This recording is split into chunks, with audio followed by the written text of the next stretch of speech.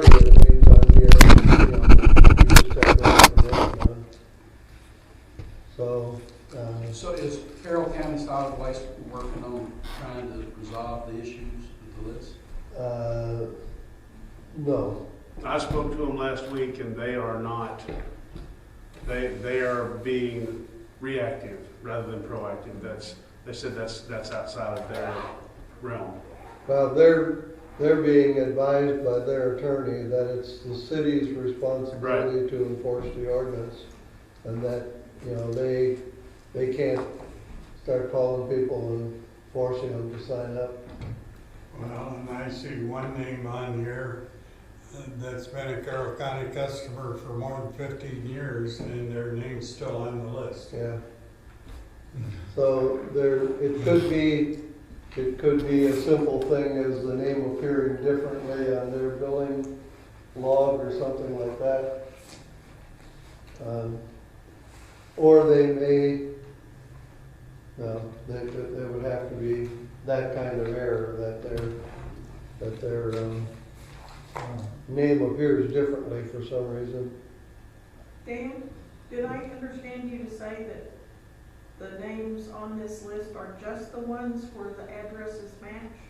No. If What you, did you say? I set up filters on here and I filtered out the three categories. That's the three different ways of spelling Holiday Island in the Bill 2 address. That's the tab that you're looking at here is, or as I sent it out, it was filtered to where only those addresses were being shown. Oh, If you, I didn't realize it was a multi-tab spreadsheet. no, it's not a multi-tab spreadsheet, but if you go up to the filters and you select all instead of just the three with Holiday Island locations, then you get the entire list. Okay. So, Well, I think I got the entire list. Yeah, you can go down the list and you can see the I ones didn't know that, that. huh? I said, I didn't know that it was a filtered list or anything. so. okay. Well, I don't I know, thought my I list said has that, still got didn't I? 448 on it, or 438. You're looking at the unfiltered list. Yeah, I don't know how you, but anyway, I mean, the ordinance states that the people who are running VRBOs are supposed to give us a list. And I have that. You do have I that? have that, and I didn't, there's a couple of addresses on this filtered spreadsheet that are VRBO addresses. And I indicated that on the spreadsheet. Right, but there's probably a lot of them in here. Not if you're looking at the filtered I version. don't know how to of get it. the filtered. Huh? How do I get the filtered? You're probably looking at the filtered No, list. I are not. Is column N, does column N say only Holiday Island? No. Nope. I don't think so. You'll have to scan it and tell me. Yeah, that's all there, I guess. If, But we still got 438. no, Huh? no. You can't, once it's filtered, you'd have to do a count of how many lines are showing up on the filtered. I think it's 128. I don't have my Oh, other. all the line numbers are not in there. Yeah, Okay. it just drops out the ones, or hides the ones that Okay. aren't the So, Holiday Island address. This list that we're looking at here then is supposedly, what are the red, green, and yellow things mean? I made notes by every one of them. Oh. Some of them, the address just doesn't make sense, like it says, 129 Canyon Valley Road, Holiday Island, Arkansas. Well, there is no such address. So in HICID's database, they don't have the right city, and Well, they got, that red one, they got a Cobbleport. and here there's one address on here that's Rocky Point Lane. That's, Holiday that's Island. Rocky Top. Lane is what it's supposed to be. Could be. I know it is, that's where I live up there. That's the house that Ralph Fleming building, and I don't think he's moved into it yet. Okay. And that's the other thing, there may be addresses on here where there's been a water meter installed recently, Yeah, it's But, probably a construction meter but yet. people aren't living there yet. Yeah. That kind of brings up another question that I had, which was, which columns came from HICID and which columns came from CCSW? They all came from HICID.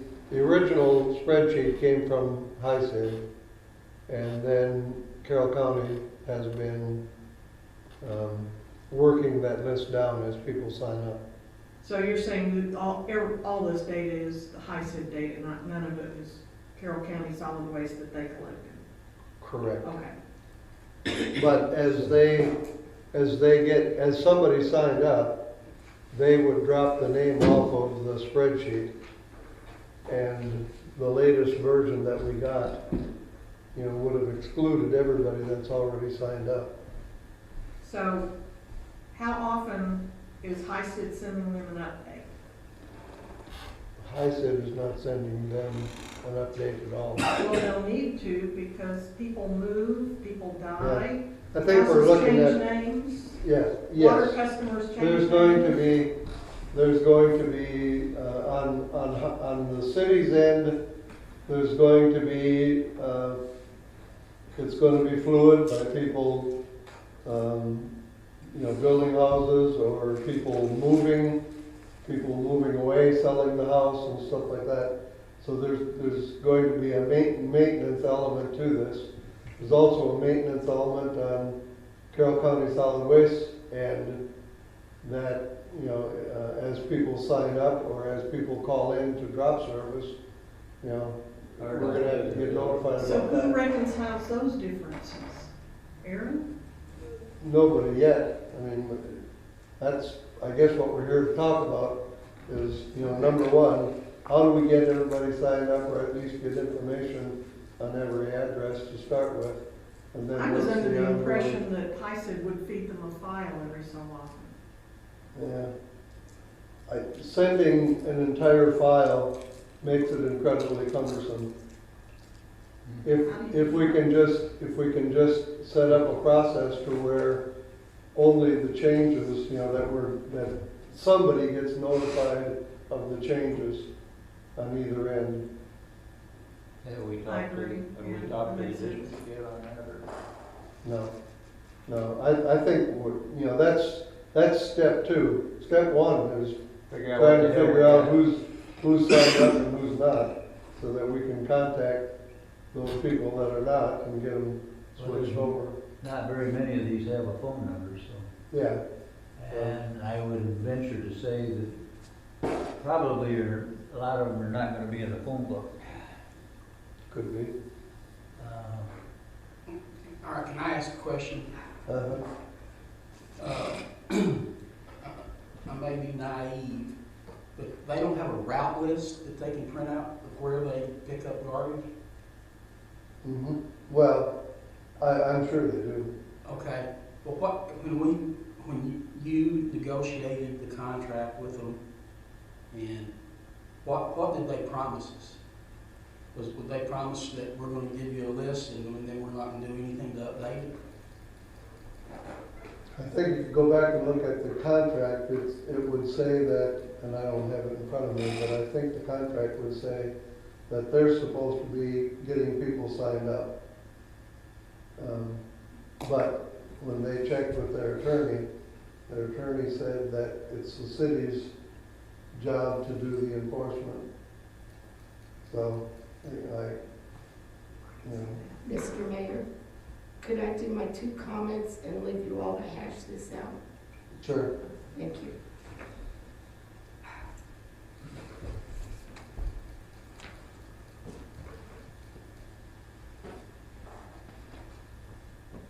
I don't know, am I supposed to push something? We can hear you. You can hear. Rebecca Sherman. This is the helpful reminder, I am a Carroll County Solid Waste customer. I have been for quite a while. But the mayor has to now call to schedule that fall cleanup. I sent you an email, it was a reminder. I called, they said we're still not on that list. It's scheduled for the 15th, and Of it should be in this week's ICID newsletter. Well, I don't get one of those, but will Carroll County Solid Waste send me a letter like they did when they changed the routes, do you know?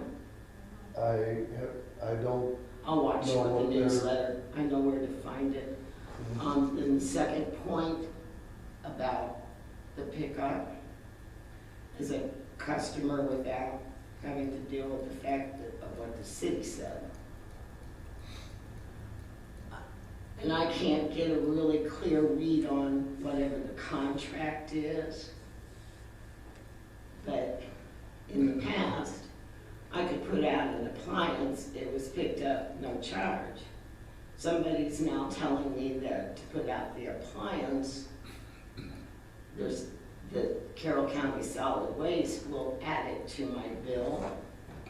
Yet the ladies at Carroll County Solid Waste say that that's not how it happens in the other cities. 2 points, I'll leave you to hash it out. It's only what I've been told, okay? And I'll look for the newsletter. Okay. Besides the charging. Thank you.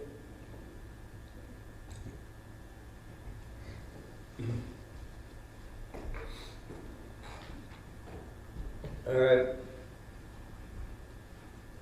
Well, I think our immediate challenge is trying to figure out how to get in contact with, approximately 125 addresses here. May I ask a question? Sure. I was looking at your database, at your spreadsheet, and we have addresses.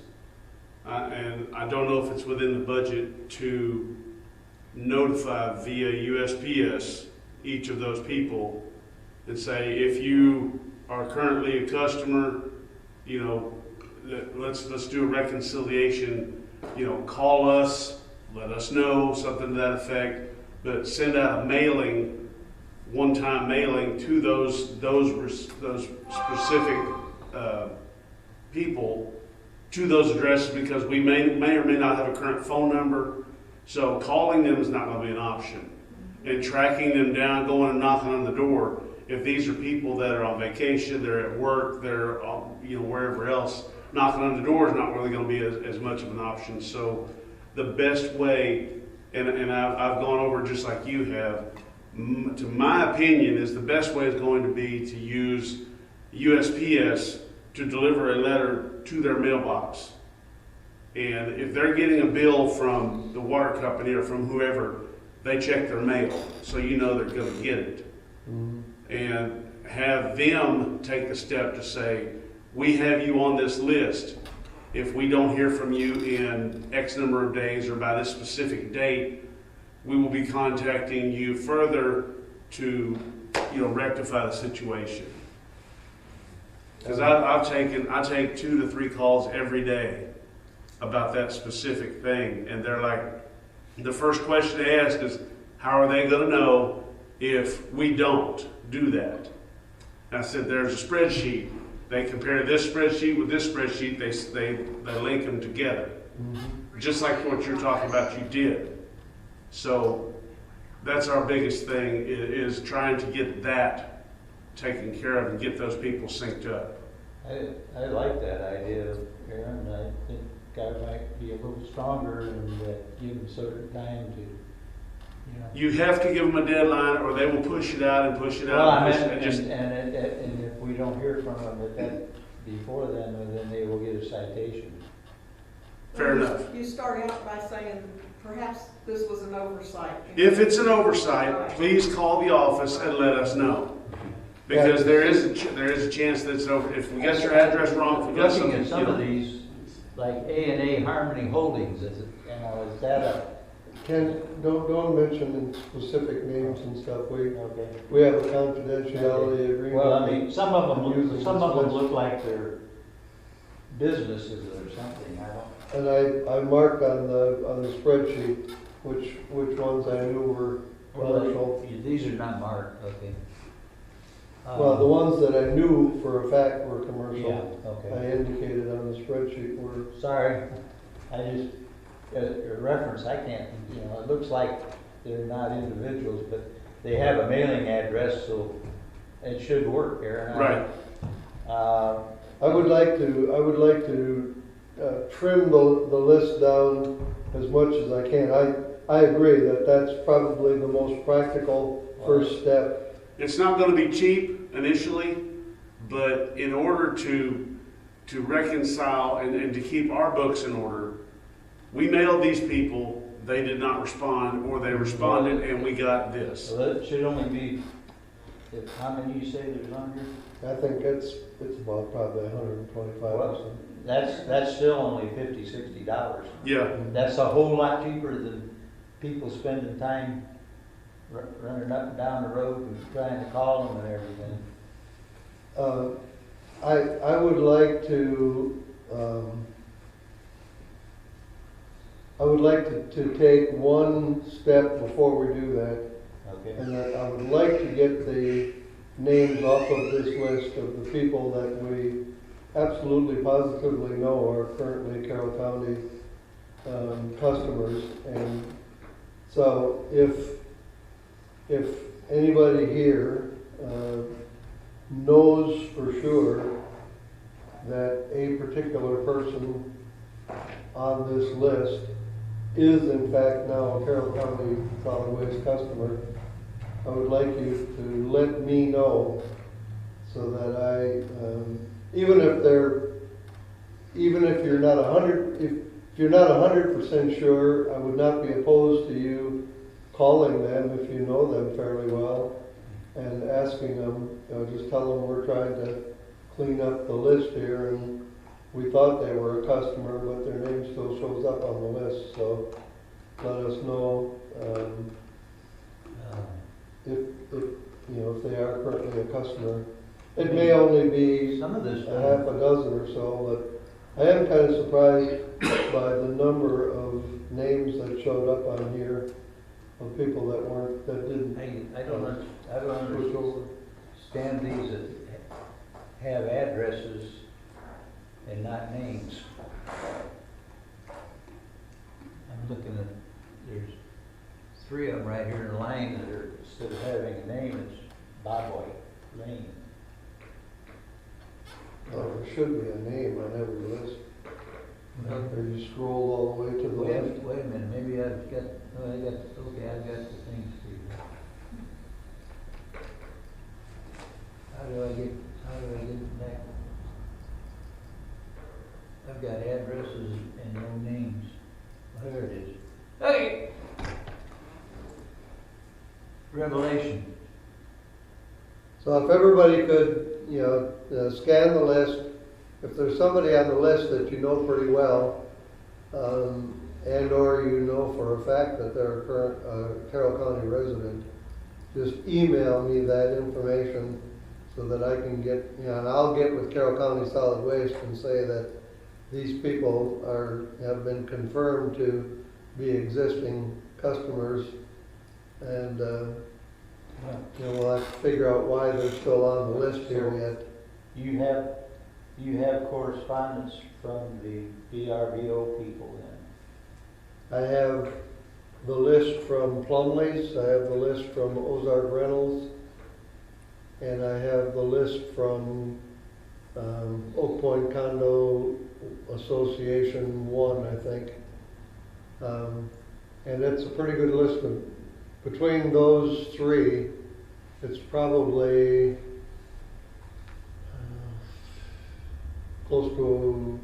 it might be close to 100 addresses. Okay, But so almost all of those are on the part of this spreadsheet that I filtered out, okay. because the owner address and the water meter address didn't match up. So they're gonna keep you updated, or keep Yes. us updated. Yeah, and I'd have to say that, you know, well, the guy from Ozark, you know, Mountain Reynolds has been at our VRBO Yeah, workshop. and I'm not they're- very, I remember him being here. Yeah, Um, they're very committed to helping us, Well, so. that would be helpful for what Jerry's trying to do, find out who are the VRBOs. Well, I pretty well had the, Plumley and the, Ozark Mountain, and this third one, I didn't have the number. We also, what are we doing? There are people that are independently represented, aren't they? There used to be a lot of them. Are they not doing that anymore? I think there's very few, there's at least one more, vacation rental outfit operating here in Holiday Island. I have her name, but, I need to contact her and get her Okay. list. Well, I think the next thing we need to do is get in some kind of agreement with HICID, you know, to furnish us hookups and changes. Well, we know of every new hookup because we issued a building permit. So, But you got all kinds of house sales, and, you know, yeah, and those they would have to change the building. and that's why I think we need to be more focused on address than name, Yeah. you know, because there's always gonna be turnover. So HICID is going to notify you when they add somebody? We or don't hire have an somebody? agreement. We don't have any agreement. We don't have to, the only thing HICID would have access, have information on that we don't, is if property changes hands, or if a renter moves out and a new renter moves in, and, you know, they sign up for water. Well, do we need that information from HICID, or should we work from service cancellations by Carroll County Solid Waste? Because if somebody moves and sells, Yeah, then they're gonna terminate their service in their name. But we don't have any idea who bought the house and whether they're gonna contact, you know, Carroll County. that's why we have to go by address. Carroll County, you know, first of all, we know all the addresses where there's a water meter, including the new ones. Like I said, we issue the Well, building permits, so we know who the new properties are. so you wanna handle it by Carroll County telling us Carroll County, somebody canceled, or somebody quit paying, and investigate it that way? I'm just asking, I mean, that is a way you could handle it. yeah. Carroll County is going to have to notify us when a particular address is not paying for trash pickup. But the name is going to be almost irrelevant, you know, when it comes. As far as long-term maintenance is concerned, the name isn't going to be that important. If Carroll County notifies us that so-and-so moved out and canceled their trash service, and nobody has signed up to replace it, then, you know, to pick it up. But Dan, at the very least, shouldn't they give us a master list of just nothing but addresses? I mean, they know every stop they make. They've got that listed. So They have a computer in the truck when they make a stop, because he told me every time he stops at my house, he hits there's a line on his computer in the truck. Yeah. Because I missed the day one time, and he went by, and then on his way back by, I stopped him, and he said, well, I've already marked you, so I'll just go ahead and take it, but I've marked you as not being here this week. So they do have a list of active customers in the truck with them. Wherever they're getting that list from, that's what we See, need. and that was my impression, at the very least, they would provide us that. But that list got names that are been longtime customers, is not a legit list. Well, I see some on here that I'm surprised they're not signed up, but we never know. I mean, I understand the attorney maybe, because, you know, the information about the water meters and names and what all, but I cannot see a reason that they cannot furnish us a list of addresses. I'm sure they can. We haven't asked for it. You know, I don't know, what would that do for us, though? it'd give us an opportunity, I guess, to look at the list of people that, And see if there's some on there that aren't on here. or that are, if there's some on that list They're that not on. still show up on the open, Yeah. on our list. of- That would get the ones that are customers. Yeah, I mean, that's a legitimate list. Mhm. I mean, we know that they're there, and I don't know, I just think that at the very minimum, that's. I just trying to, I would think I'd be willing to see if we could work strictly in Carroll County rather than involving ISID. Yeah. You would think that this whole thing would be as simple as taking their list of, you know, of customers and merging it with the list of total possible customers and being able to identify, you know, the ones that aren't signed up. Yeah.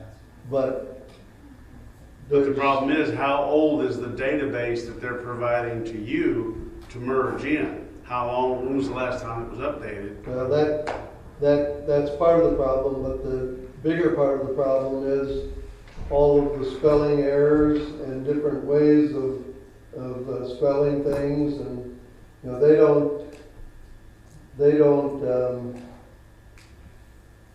their database doesn't, and even HICID's database that we started with, doesn't have the street number separated from the street address itself.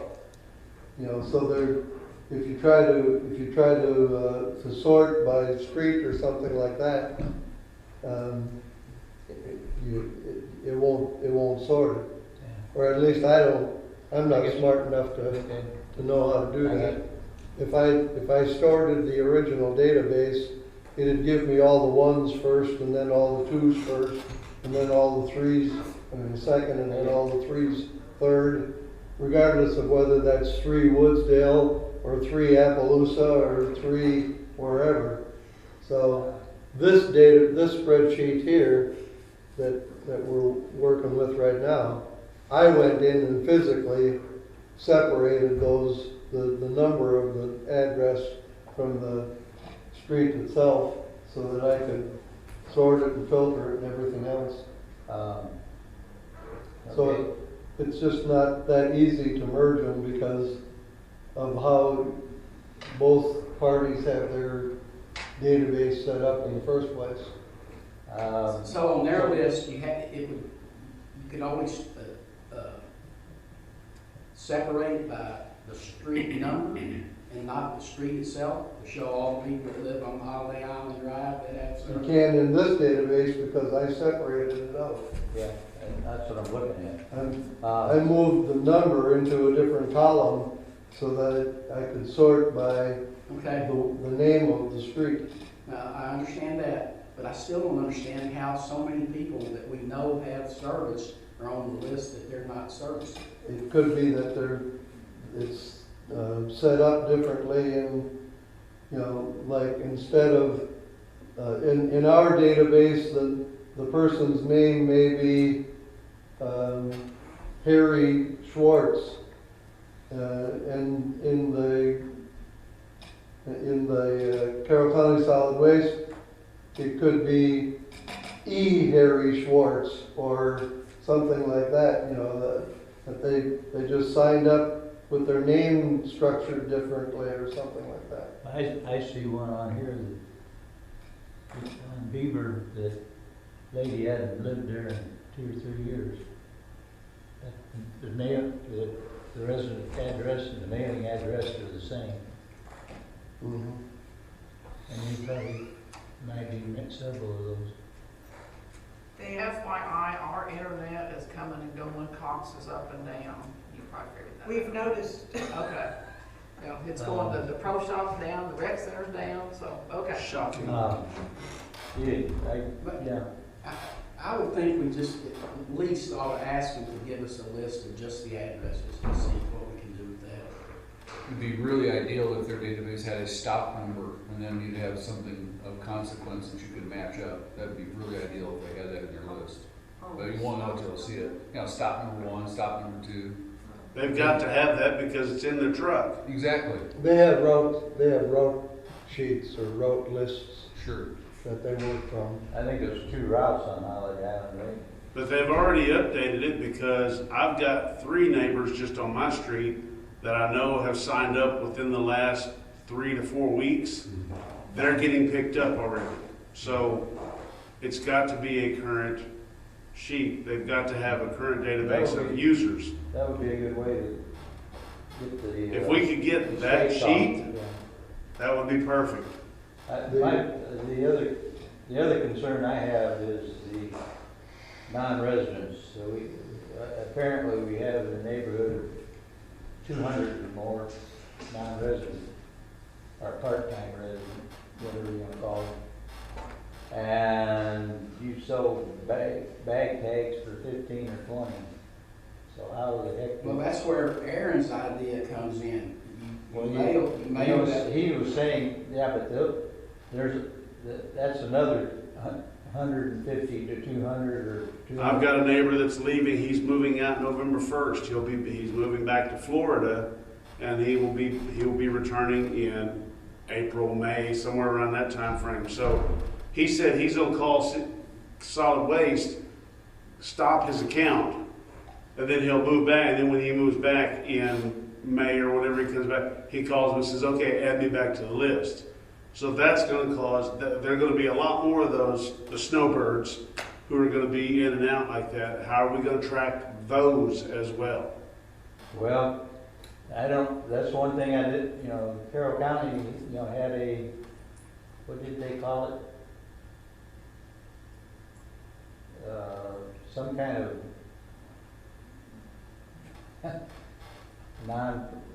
like you said, you know, where they went to Arizona for 6 months. Part-timers. No, that's not a part-timer.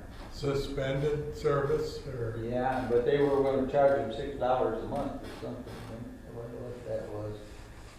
That's gonna be hard to sell. Yeah, he said they were just going to allow him to stop service completely, close his account, and then when he came back in May, they would reopen his account. But then we got a thing here that don't show that, so. Right. That's what I'm saying. That's going to be.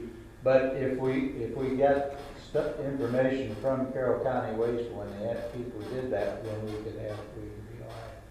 But how, you know, you've got these intermittent people that come every other month or so for 3 days, and basically, you know, the majority of those people are not, for some reason, are not aware of what we're doing. And I think in a mailing, I thought we mailed something to them one time before when we started. And most of the calls I'm getting now, the people are well aware of the ordinance, but they weren't gonna worry about it until they were coming back again. And when they get back here, then, you know, when they get ready to come back, then they call and say, you know, we're gonna be in town, we wanna buy bag tags. So, I don't believe that we're going to be able to contact everybody and say, you know, we can't wait until, you know, we're not willing to wait until you come back into town again you know, buy bag tags immediately or something like that. I'm in favor of that. You need to get them on the list, you know, you need to get them verified list and get them into the program, because if you sit around and wait for everybody to voluntarily come in, you're gonna be a long wait. Well, I don't think it's fair to ask them to buy bag tags when they're not gonna be here for 6 months. Why not? Then they Just put them on the list as a bag tag customer. Hmm? Just put them on the list as a bag tag customer. Well, that would get us partway there. Why, I But mean, so- why make them pay? It's not that much money to us. All you want Well, is you, their name yeah, on well, it. are you gonna make the program viable or not? I mean, if you got 200 people out there, and 150 or 120 of them are gonna participate, the other 50 or 80 are, you're gonna drag them It's a sure way screaming to and hollering down the road. Irritate them. Hmm? It's a sure way to irritate them. What's the difference? Do I irritate them or they irritate me? I mean, the program's not, I mean, the ordinance was passed in April. And we started selling bag tags 2 months ago, 3 months ago. So how many people have voluntarily participated?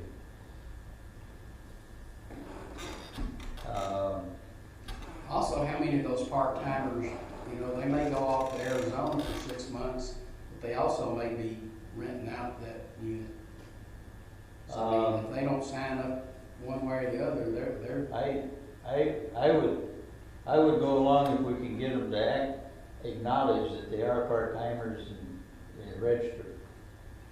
And then so that you can, I have some next door neighbors who are part-timers and are here usually 4 weeks in the spring and 4 weeks in the fall. And because of health reasons, I don't know that they're even coming back. But I can sure tell you, they would be really irritated to get a letter in the mail saying, you have to buy bag tags and I want the money right now.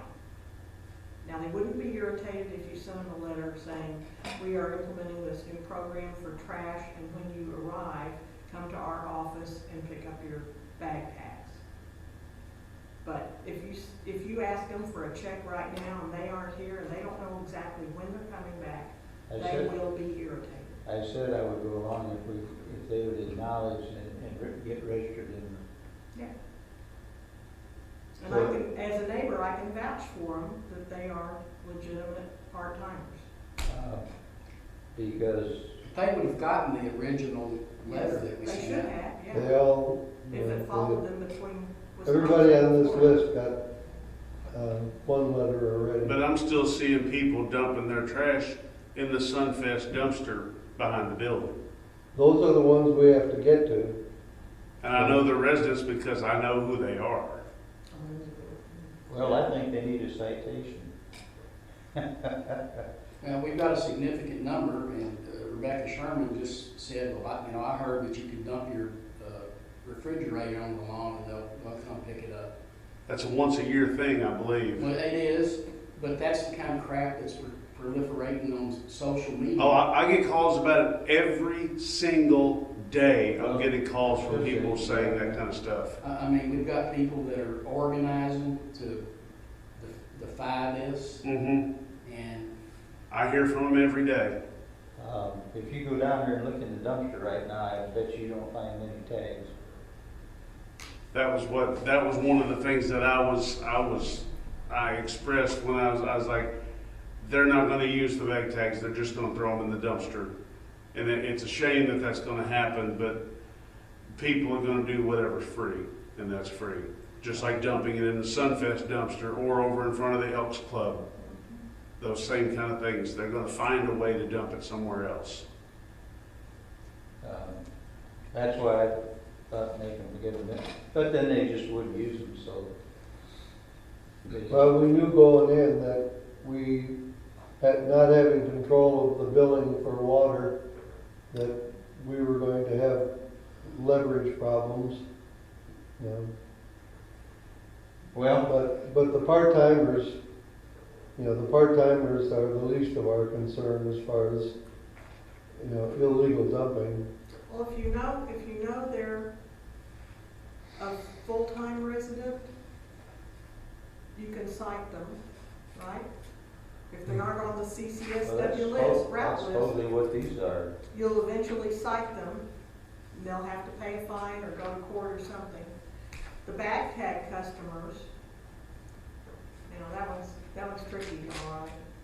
Very tricky. Well, I mean, that was something that we did May not to be. make, for their benefit, to make it easy for them. Well, And if if they choose to ignore it, then we'll do something else. now the VRBOs, are they on the bag tag program? Where are they? No, they're on the streamlining. They, Well, they have to have a dumpster, from Carroll County Solid Waste. Okay. now, if it's just an individual who has signed up their house exclusive, I mean, you know, they aren't going through Ozark, they aren't going through Plumley, but they just, you know, I'm just an individual citizen, I initiate my own contract with VRBO, then maybe I should have some trash service or something. Yes, Well, They probably You should. take it to their own house. One option that I thought of would take a little time, but go to the county assessor's website and see who is claiming homestead credit. Because, you know, it has to be your primary residence to claim the credit. well, I think we have a pretty good list of people that hasn't signed up. Yes, there are errors in the list, and those errors have to be reconciled. Where- But that's, you know, probably 2% of the list. The rest of the list, we have the data we need to start, I mean, we could start knocking on doors tomorrow, or putting, if we had them printed, we could start putting door hangers on doors tomorrow. Well, from when I went out doing petitions, knocking on doors is a pain in the butt, and you're about 50% of the time, nobody comes to the door. I can assure you when somebody knocks on my door, I don't come to the door. So, Yeah. I do. now there was a property owners association in my old hometown up in Indiana. They had a very similar situation with the tags, that they were having an issue. And what happened was they were getting tags from the actual trash service, which would be Carroll County Solid Waste in this case. They were getting tags from them. They would put the tag on the bag, set it out at the curb, and when the trash came through on Thursday or Wednesday or whatever it was, if the bag had a tag on it, they'd stop, throw it back in the truck, and on they'd go. That customer wasn't even part of the whole show. You know, they would just, you would get X number of tags, and, you know, if you had 27 bags of trash, then you'd have to buy extra tags. You know, it took the onus off of the city and put it onto the trash service, and they tracked it by, we charge you $1, $2 per tag or whatever, and that way if you're a part-timer, you don't have to worry about what happens from November until May when I'm gone, or what happens when I'm only here 4 weeks this year, and 4 weeks, you know, this part of the year, that kind of thing. You buy 5 tags, you can have 5 bags of trash. Boom, problem solved. That was the case with that property owners association, because they had a very similar situation where they had 2 forms of government. They had property owners, and then they had this city that they had, and they were both having trouble reconciling. So rather they tried to hand that off and said, okay, Carroll County Solid Waste, you sell them a tag, you know, they can come down there and get 5 tags from you. That gives 5 bags of trash. That way the city doesn't have to worry about it anymore. That's just another thought, you know. But that, as far as enforcement goes, that's really, there's no advantage to that over what we're doing. Who sells the tags doesn't really, doesn't give you any more or less enforcement capability. Right. It just takes the administrative problem away from the city and gives it to Carroll County Solid Waste. Well, Carroll County Solid Waste does sell bag tags. and to they did, and they people out in the sold, county. they sold some to people out here. Yeah. So they're already doing that. There was one person here, a full-time resident, that was buying bag tags from Carroll County Solid Waste because, he said he didn't fill up a garbage bag every week. So he, instead of signing up for weekly service, he just bought bag tags and he put the bag at the end of the road and they pick it up. Mine's every I have trash every 2 weeks. I don't even have enough to fill up a can every week, Yeah, so me every either. 2 weeks. We do it every 2 weeks. But anyway, what have we resolved? We're gonna let Carroll County Solid Waste give us the updates. When somebody leaves, we're not gonna get it from Sid. And we're gonna try that. We're gonna try and purify this list a little bit more, and then we're gonna do a mailing. That's, the next two action items are for people to let me know if there are people on this list, this sorted list, that they know for sure are already Carroll County Solid Waste customers, so that I can get that reconciled with Carroll If there's County. anything on there, anybody in there that you think may, And then, once we get, we'll take a week to do that. And then I will put together another mailing for all the addresses that are left and see what kind of results we get from that. I'm anticipating we're not gonna get very much result from that as far as well, people I mean, I signing think up. you give them a deadline and tell them that they will be issued a citation after, if they don't clear it up. I would see that we would mail them just a general letter first, and if it doesn't get resolved within a certain period of time, maybe go with certified mail, with certified notice, No, give them a deadline. I think one mailing's enough. They get it. They're gonna get it because they get their bills.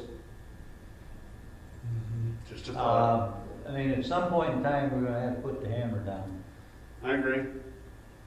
I'd like to weed it out a little bit before we have to go Well, I about would doing. too, Aaron, there are people that on this, the people who have raised the biggest fuss about it, if they ain't gonna do it, their names ain't on there that I've seen.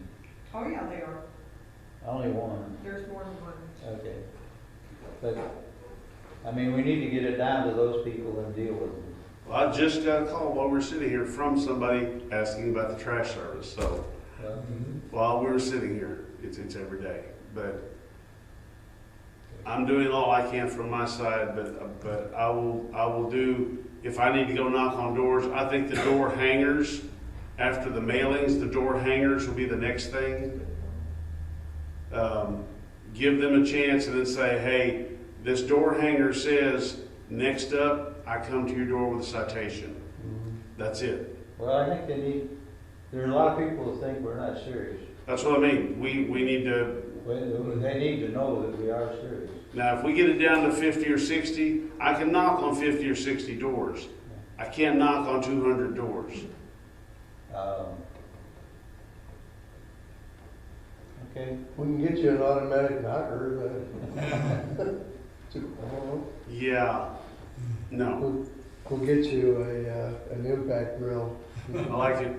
Put a I like thumper on the end of it and okay. Dan, in, I would, see if we can purify it, but I wouldn't put a 30-day, I don't see any reason to give them 30 days, just get signed up, or let us know what, if there's a problem. You got to give them a deadline, 30 days, That's a October lot. 1st, whatever, Why does give it them a take- date, a Why time. does it take 30 days to sign up? Or It let us doesn't. know what the problem is? But we will be back to your house on November 1st. By November 1st verify, et cetera. If you don't give them a deadline, they won't. Well, I know, I just don't wanna give them too long. I mean, Agreed. okay. Mr. Mayor? Dan, on this list that you just set out, what's the difference between columns F and G, which is the number and the street name, and then M, which has number and street name in one column, but are they on this list? Because somehow they don't match, because a lot of them have it's the same address and street number. The It's just, column F and G are the physical location of the water meter. Column M and N are the billing addresses. So they should match up. Yeah. As filtered here, they should match up. But some of them, there were a few exceptions because of the errors that are in the database. well, I see some where they do match, except for the division between the two columns, but yet they're on the list. Yeah, they do match. That's why they're on the list, because the billing location and the physical location of the water meter is the same. Okay. But I don't see how they're getting billings from some of these places. How would they ever, That's what I gotta reconcile. how they get anything from 14313 Cobble Court holiday? I don't get many, you can get many checks back, I don't think. Yeah. Anyway. Dan, can we go back to something you said a few minutes ago, that Carroll County isn't going to honor our contract? Our contract in area services, the contractor will notify the city of any address not contracting for service, such that the city can take appropriate action. Mhm. That's on page 8. It also says similar Yeah, language that on page was- 10 and page 11. Yeah, that was put in there. That was in anticipation of the long-term maintenance of this, not the initial sign-up. So, I think that's what we just agreed on, that we're gonna rely on them to do. Well, but you made the statement, the attorney's telling them they're not going to tell us anything. Is that not, did I hear it wrong? Or it's not their they're not going responsibility. they are not going to take the enforcement action.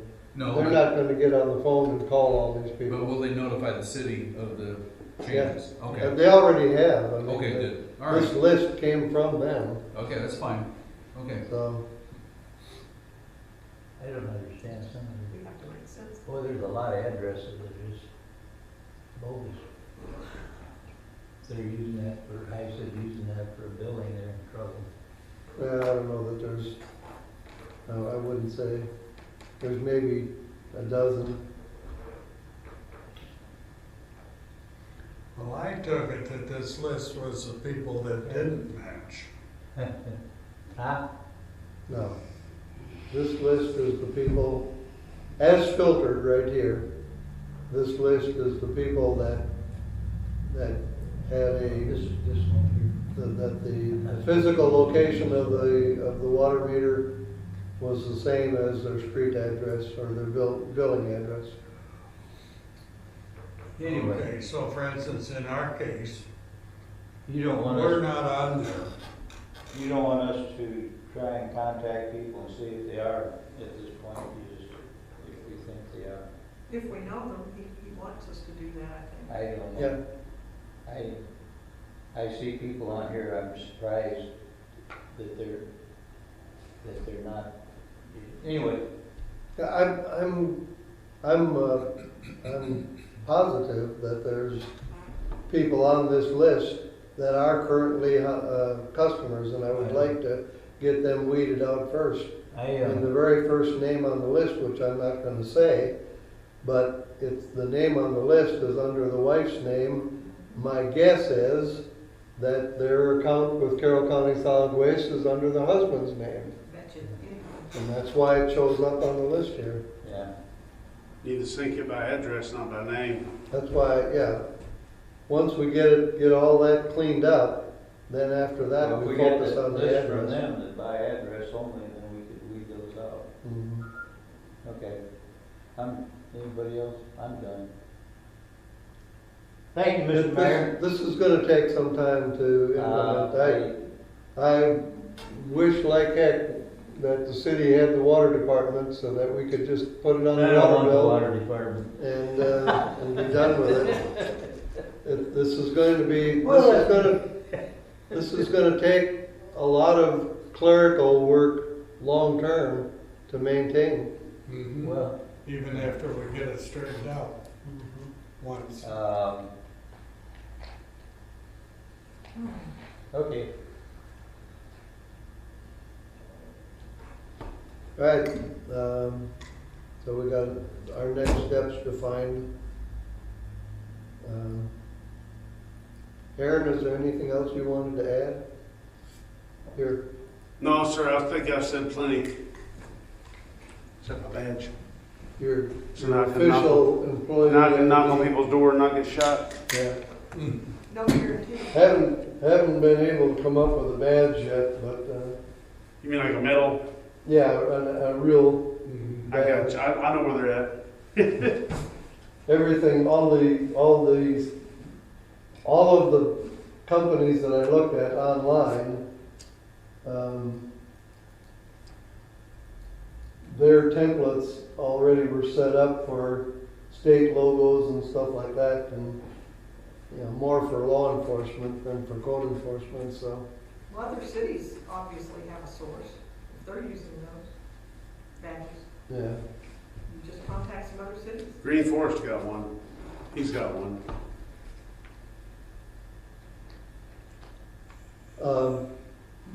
while we're on the subject, Aaron, as long as you're here, have you been able to make any progress on getting the door hangers printed and stuff like that? I have found the printing templates. I have found the empty forms.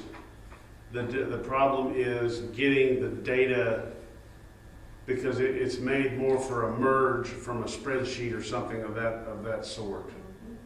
That's the biggest problem, and I don't have anything in a spreadsheet for that particular. We can make you a spreadsheet. I can make a spreadsheet and merge it in that way, which is not a problem, but the hangers, they are single copy, they're not carbon copies, Yeah, which is one of the things that I think we wanted to do, was have a carbon copy if it was handwritten. yeah, But if it's printed, you know, it will sync it, it will put a number on it and so forth, you know, it will serialize it, but I don't, not 100% lined up with what we've got, what we need to do. Green Forest, you said prints their own? He created a database and a printout of his own. I could reach out to him and see what because he has the copies. I think he just had them printed up. Yeah, he must get the blanks Yeah, printed somewhere, I'll check with him. yeah. Because if we had that, at least initially, we could start filling them out manually. Long term, it would be nice to be able to have a template Yeah. and be able to print it out. Well, there are numerous software applications that are used by code enforcement people that has an online database, and it can print all that stuff out and do it all for you. They all have a monthly cost or an initial cost that's fairly high, more so than I think it's probably overkill for us, because we're not really hardcore into it. I mean, it tracks your court, you know, it can merge in the court paperwork and all that stuff, and I don't think we're at that point yet. No, And you're talking about $1,600, $1,800, $2,000 for an application like that, sometimes more. yeah. But that, you know, that's something that's another reason why we don't want to just give everybody, 30 days, or we're gonna come with a citation, because there is no way that we're gonna dump, 100 court cases on the Eureka Springs District Court all for one day, For a trash can. for trash, Yeah. for trash pickup. We're gonna have to, this is gonna have to be done at some scalable, manageable pace. Well, when you add in the enforcement of other things, nuisance ordinance, and those things, it's gonna be a Now, sizable list. will Aaron be issuing citations? Yeah. I'm still a little foggy on that, and I asked Justin to give me some advice on that, because Well, the question pertains, I'm supposed to send in information, the estimated wages for our employees for next year. And for Aaron, it makes a difference in classification if he issues citations or doesn't. really, Yeah, If he if I'm, issues citations, he's a police officer. I'm a court officer. Yeah, it's not officially, it's a, But you're city in officer. that category yeah, of enforcement. when the county came back and said that the county deputies enforcing the city ordinances was a showstopper for them, and we had to modify the contract accordingly, then I went back and started doing some more research, and I'm still trying to get clarification from Justin about this. If it's my understanding that if the ordinance being enforced just has civil penalties, then Aaron can issue the citation. Civil penalties meaning fines. If the citation has criminal penalties, then it has to be issued by a law enforcement officer. Like it says, it's a misdemeanor offense in the And that, language. all of our ordinances say Some of them that the say. violation is a class 3 misdemeanor. And if that puts it into the category of criminal citation, then we would have to find somebody, a retired police officer, a off-duty police officer or something like that, Well, to actually issue the There's a citation. difference between the citation and the warrant. my instructions don't differentiate between criminal or civil. It just says, will this officer be issuing citations? Citation doesn't send you to court, district court, does it? I thought you had to. So I would guess that he will be. The citation is a summons to appear, Okay. and But he can issue whatever we want to call that initial, Complaint. complaint. yes, And absolutely, start the clock running, absolutely, and so, because absolutely. that Lanny Richmond from the municipal league sent us that opinion, that he can do that, and he can also do some, he can't, put a radar gun on speeders, but if he sees people blocking the street doing construction, he can issue whatever you want to call it, a citation, a notice, according to Lanny Richmond. So I'm thinking what this is gonna do is just gonna affect the rate for the workman's comp. Okay, I suppose if he issues citations, that's a higher risk. I bet on it. thought the citation was just a warning, but it's not. That's the one that says if we're in court. the citation is is a notice to appear in court. Okay. You can avoid appearing in court by paying a Fix it. fine. Yeah. Well, And we can abating do the warnings situation. Before that, though. Yeah. I mean, well, you know, what. Abatements is, my goal is the abatement of it. I don't, the fines and all that stuff, you know, the abatement to me, the fixing of what's wrong. Right, and that's the first notice. So Right.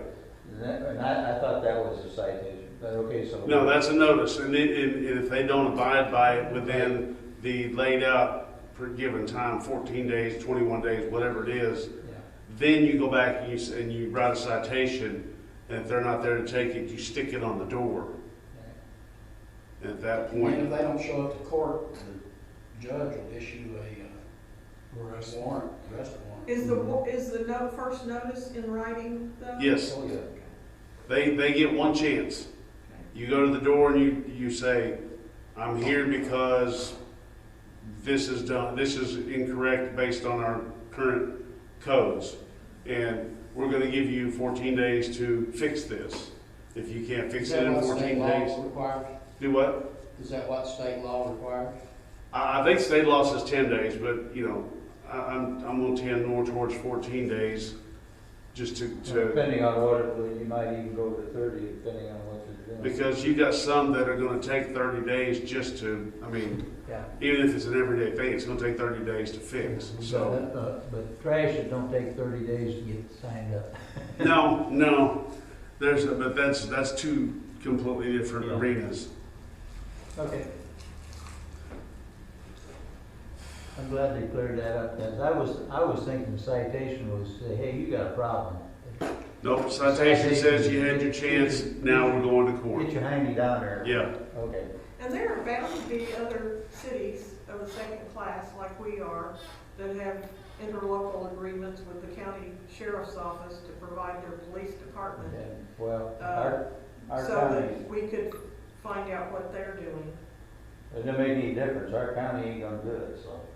Well, I'm saying if they were doing it in a different way in another county, maybe they have experience allowing their code enforcement officer to issue citations for misdemeanors. well, the problem is it's going to take Someone has years. to do It's it. going to take years to corral this, because this has been going on for 40 years. It's not gonna 50. fix overnight. 50. Well, either way, this has been going on so the actual, you know, I, getting everything back into some semblance of order is going to take likely yeah, years. this has been to a resolve. wild, wild west. Yeah, it's going to take years to resolve. I was on the board from 2000 to 2009, and we wallered this stuff all over. Well, I've seen a half a dozen different houses, homes, dwellings, whatever you want to call them, that there is no way to fix them. They will have to be demolished. But we have to get to that point, because that's a severe abatement issue. Yeah. Anyway, well, thanks for. Sorry to get off track there. Thanks for your company. Absolutely. That's what I'm here for. All right, First time I've seen. so we have some next steps to take here, and we'll just keep pecking away at it. Well,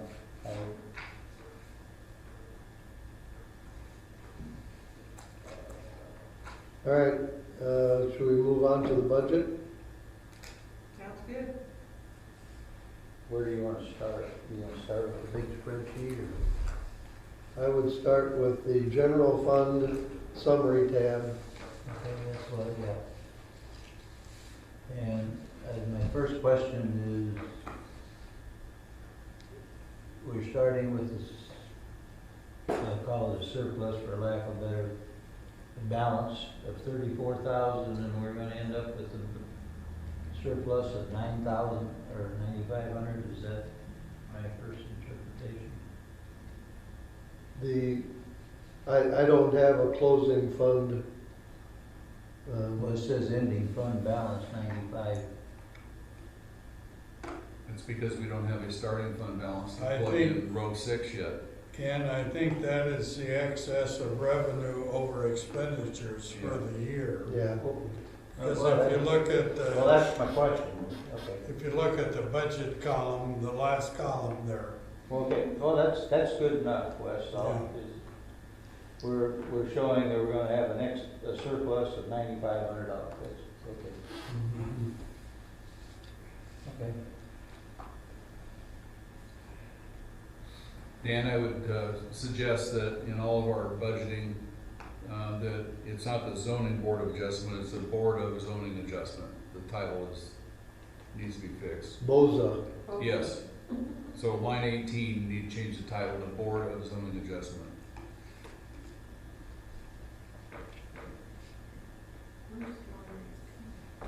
It's Oh, I don't have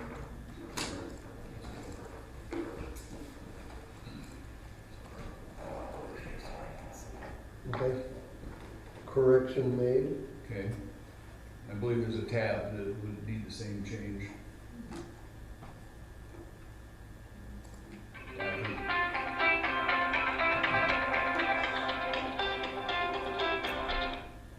Probably somebody calling wanting bag tags.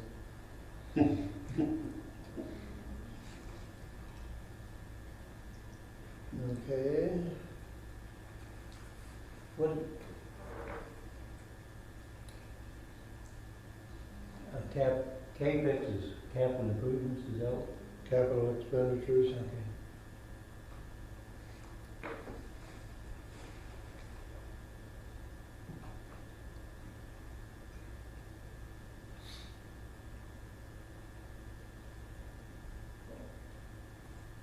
And the budget, 222 budget and 22 forecast means is you're adjusting what you think we're gonna end up with for the year, as opposed to what it is. Say this again? I say the forecast and the 2022 figures, budget and forecast means, but what it says, the budget and forecast is you're adjusting what you think we're gonna spend, right? Or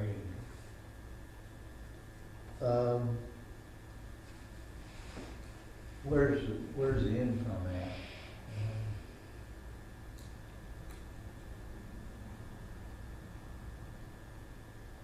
On the summary page? Yeah. On the revenue is over on the column left. On the B left. through D. Under revenue, I don't see it. I get the leftmost slide. columns. And we're calling B, you got to select your cursor.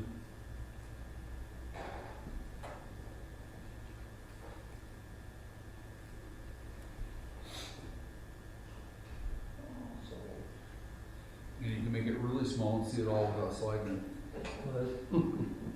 Well, I don't need to, it's all showing up. Good. Other than that one column's not working.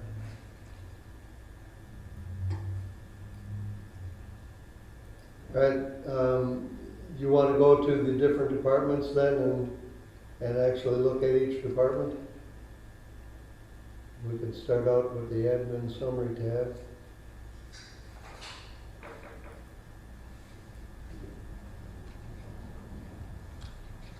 I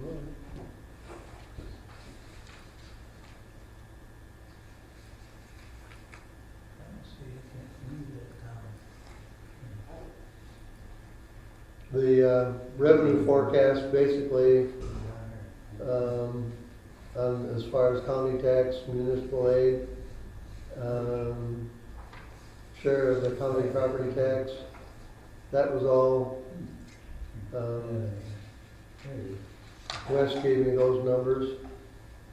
Which one are we in? Admin summary. I know that summary, but I thought they were,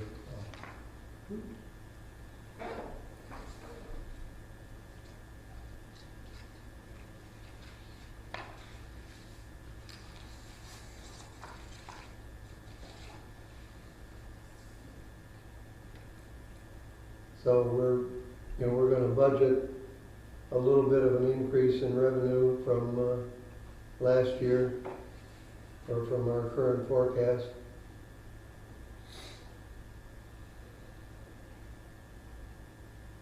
most of that in sales tax increases. Yeah, the way they bumped the appraisals, that might be larger than that.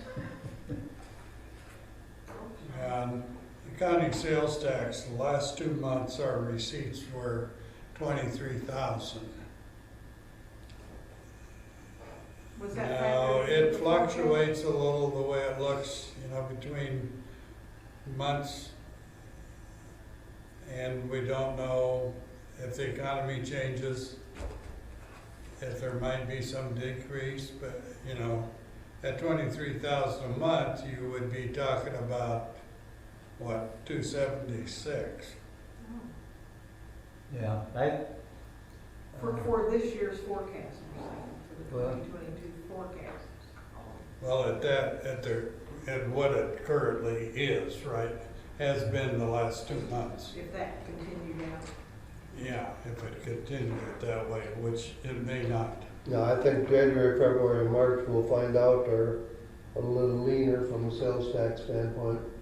Well, January would reflect December collections, so it'd be more like February and March Yeah, and April maybe. when the vacation sales and activity is much lower. Yeah.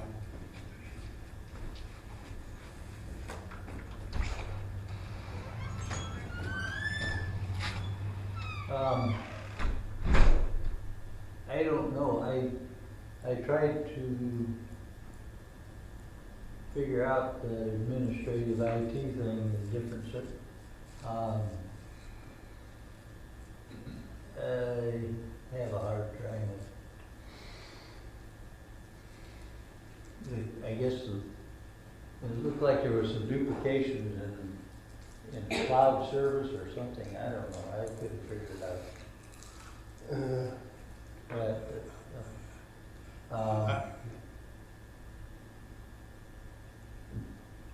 I think, I don't know, not knowing what we're doing there, so. Well, there is one misstatement on here that may be confusing you, Ken. Where it said the carbonite line. But we go to administration. It Or doesn't IT. back up the NAS, that's to back up the individual devices.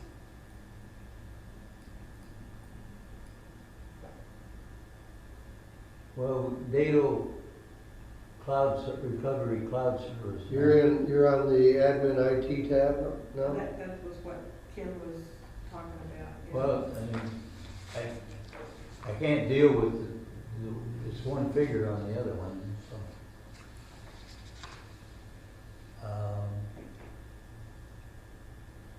Yeah, cloud managed security services, how, The Datto, well, you got Data Recovery Cloud Service, and then you got oh, down the cloud under. managed security services, that's the Meraki. That's the Meraki software. Which one? Line 5 is Meraki. The $999. There's the, Yeah. That's for the software? Yeah. The services associated with the Meraki device where the computer had tweaks. also, yeah, the cloud managed security services, that may be a duplication of the line above it, actually. I'm not positive.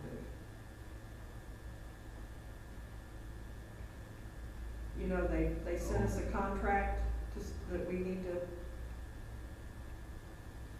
approve What? for either 3 years or 1 year. They sent us 2 versions. We could buy 1 year, or we could buy 3 years. So the 1068 and the 999 might be the same. Well, it's Service. more like 1,800 to buy 3 years, but it's like Per year. twice. It's like to buy 3 years is only twice the annual cost. In other words. So, and I've been talking to Wes. He thought we had enough in the budget this year to go ahead and pay for 3 years, which we wouldn't have to pay that again in the subsequent years. But I don't know. What was that? We haven't approved it. The Meraki contract quote that we got. Mm-hmm. So we need to decide on So in 23, if we paid for 3 years, it'd be about $2,000. a little under, yeah. So 1068 and 999 is $2,000. So the budget's there to pay for 3 years, even though it might be misstated here. Oh, that's possibly Okay, true. the dollars are there. That could be true, No. yeah. Okay. Trying to think, now, is that gonna be billed by Computer Hut? And it could be billed this year if we've got money to pay for it. Then you wouldn't have it in the I next don't think 3 years. I've seen that on a bill So- yet. Yeah, Your, but we have a quote for it, we don't have a Right. bill. your Okay. We just have accounting, a quote. your accounting software is also on the cloud, Wes, or are you backing it Yes. up yourself? Or is it a It is it runs a in the remote, cloud. is It it a runs- remote database or is it a database here? No, it's not on any device that we have, it's in the cloud. So it's all cloud. Okay, so that's the same thing as I got with the parish.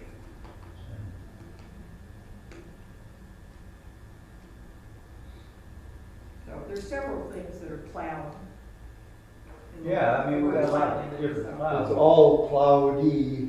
Yeah, me. it's pretty Yeah, when I look When I look at the grand total number Looks like of we're, what we're spending for IT looks support, like we're getting, for 3 or 4 computers, it seems like we're spending a lot of money. I agree with You know, I'm okay with putting all of that in the budget this year, just so that we're covered financially, but I also think that we may need a mini workshop just on that alone, you know, just on IT, you know, Looks like to me that for what we need. and looks to me like we're overprotected.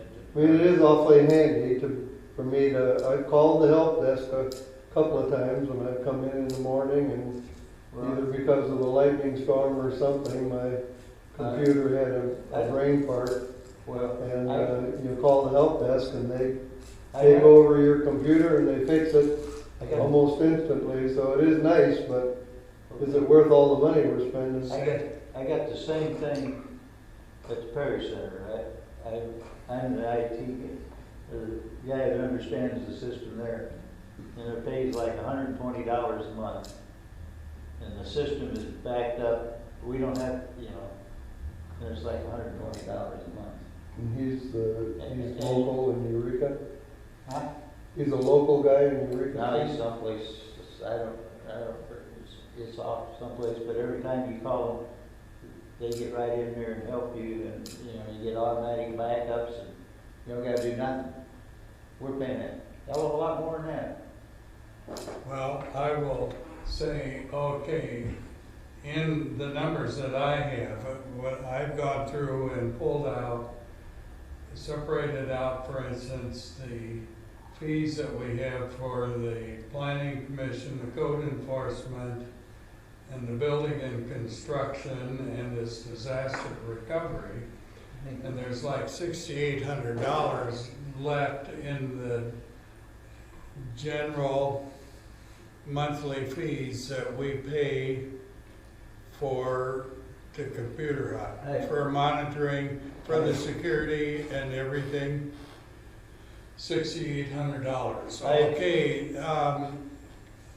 when I went through and I had sent out this spreadsheet summary, and they also send us an invoice, which we're not billed for, but they show the value of all of the specific I saw, services that we've gotten, and so far this year it's been more than $10,000. That was through August, I think, for 8 months. I agree with Dan, go ahead and put it in the budget, but I think we need to look at what we're doing. You know, and plus they're monitoring our security, like they stopped an email apparently that came to mind, a couple weeks ago. Yeah, and it was generated in a system totally outside of anything they managed, but Mhm. they spotted it.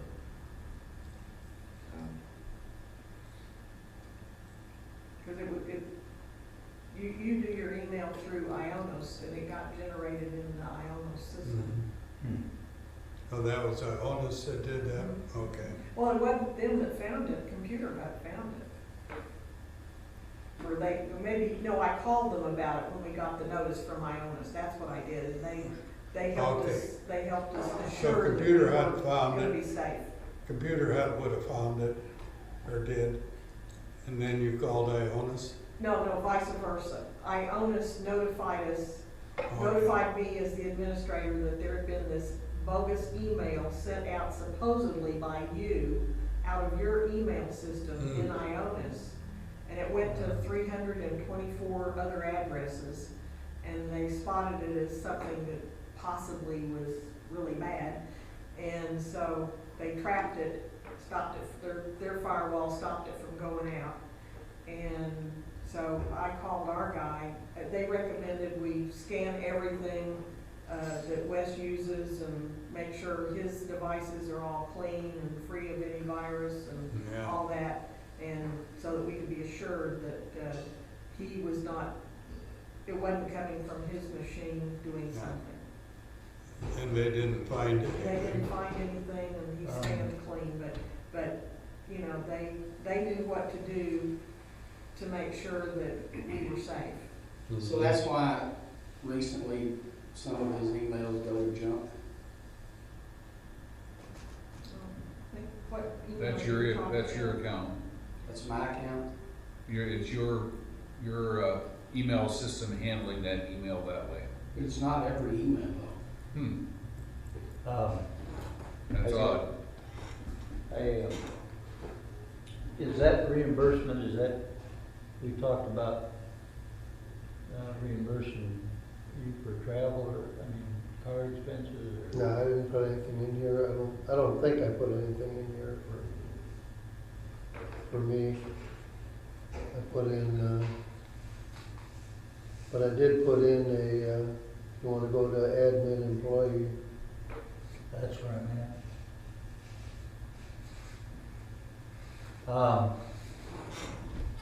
I did put How down- did you plan on using that 20 hours a week? I don't know, preparing meals for me and stuff like that. No, you couldn't even get me hooked up to the, What item are I- you talking about? He switched to admin employee. Admin employee? Mm-hmm. The third tab. Oh, okay. I, The part-time? yeah, I just put a number in there, and yeah, I just picked. I know, I would think the bulk of that is going to be, I see this person would start doing the minutes in, and keep trying to keep all these, trash accounts straightened out. That would be a big part of it, probably. Simply being here to answer the phone, and when people knock on the door. I don't know that we need somebody 20 hours a week, I was thinking more like 15, 3 days a week or something. yeah.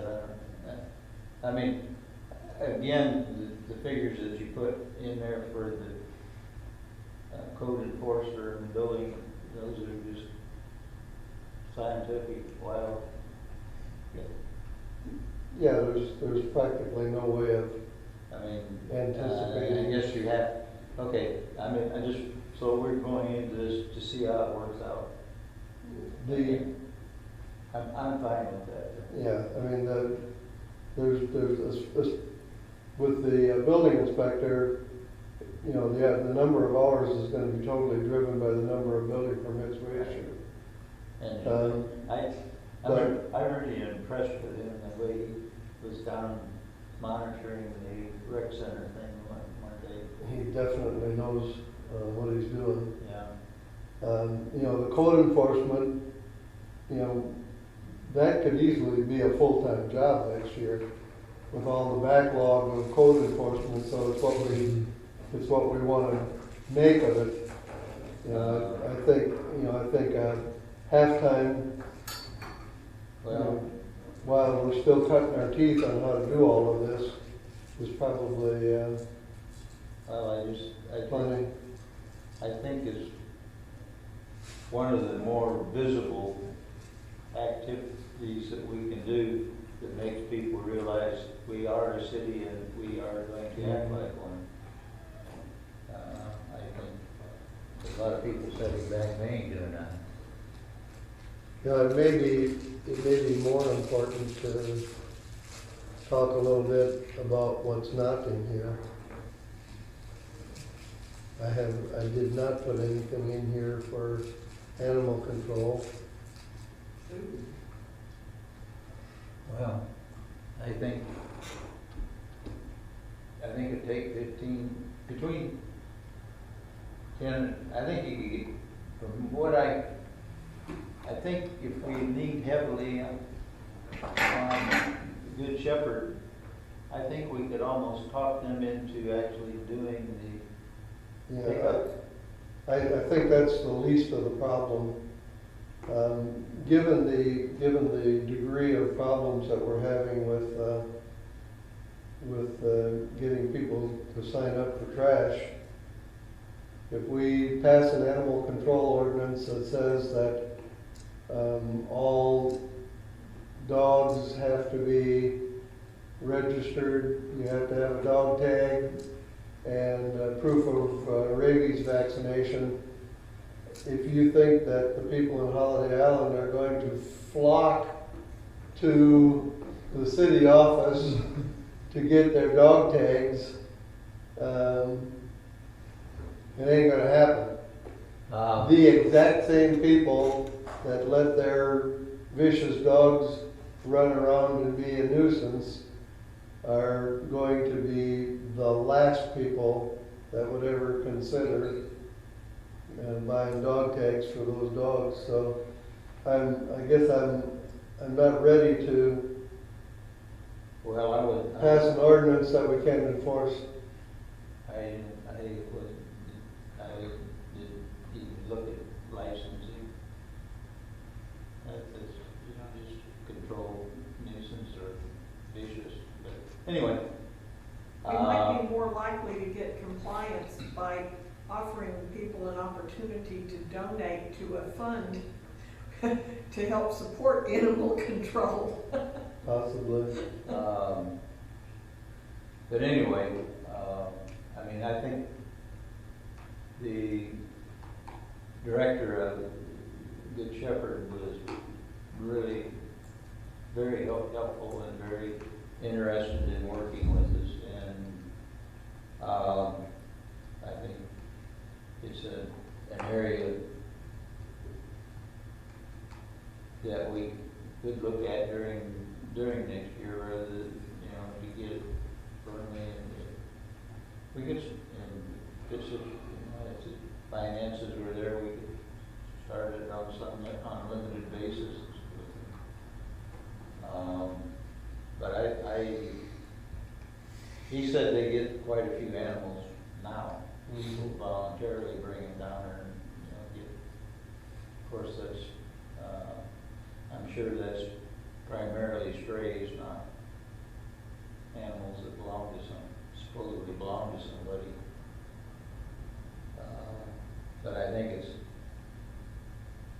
Well, I that's would an have area we need to keep our finger on and look at.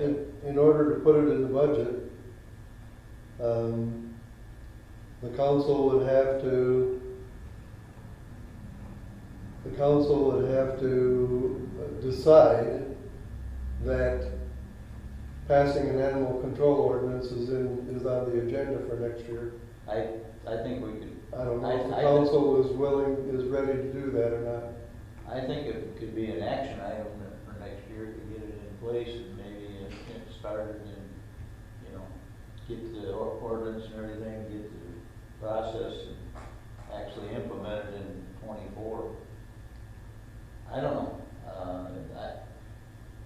From what I got talking to those people, and I talked to the animal control officer from Eureka, and again, they're doing it on a fairly small budget also. And the only difference is they have their own kennels, and Good Shepherd said they would do the kenneling for us, which is the biggest manpower requirement, I think. And if we could find somebody that would do the pickups on a contractual basis, I think it would be very, again, I think you could start at around 15,000. I'm also in favor of starting something on a very small basis.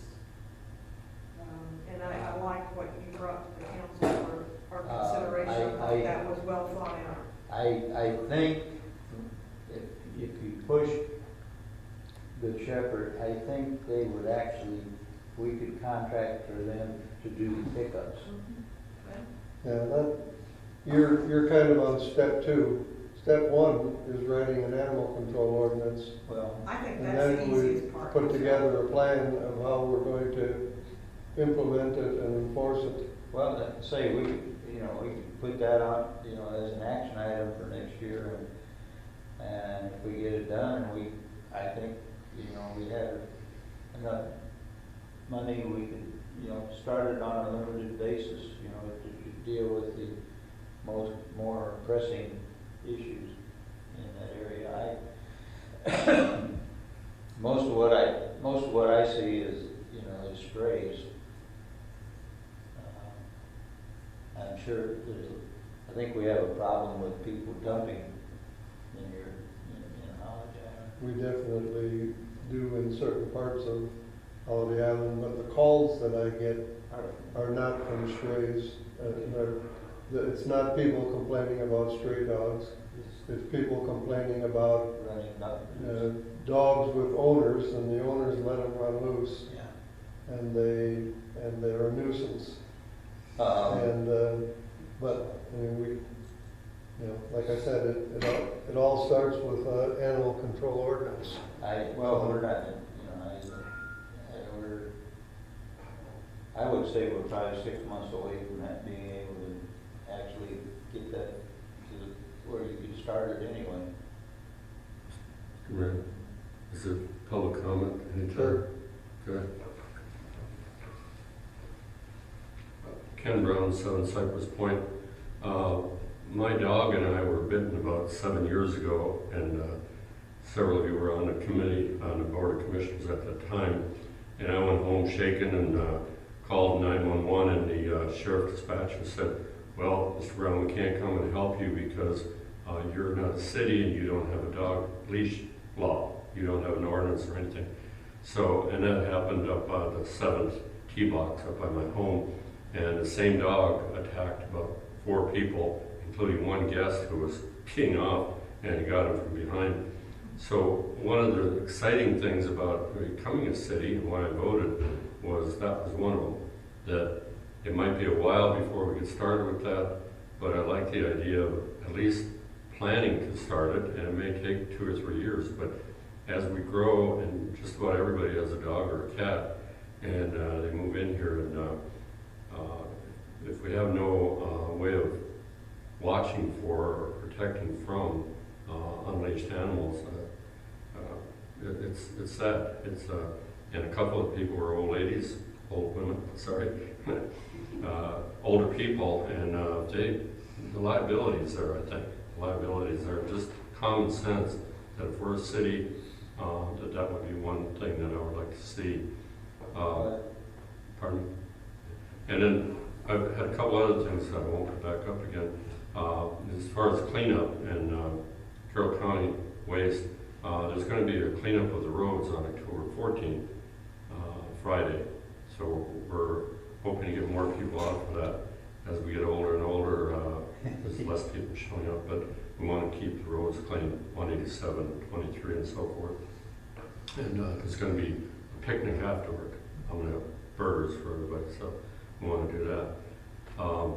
The other thing is, I can't stay for your whole budget meeting, but I said the other day in our meeting that I would like to see as much of your funds as possible that you get from your resources, to help Holiday Island district, the SID, continue as long as possible.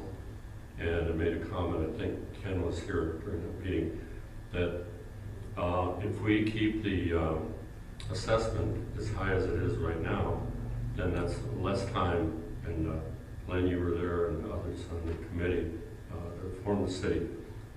We have to look at our budget for the Board of Commissioners, and if you're getting, say, $500,000 from turnback funds and property tax refunds and so forth, the items that I've heard so far today on your bullet points have not been, would not help our budget at all, and for us to lower our assessment.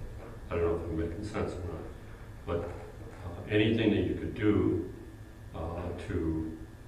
and whether it's a police department, a deputy, or a fire, you're doing a good job on that, but I'm just encouraging that as much as you can do as possible so we can make this place last as long as possible.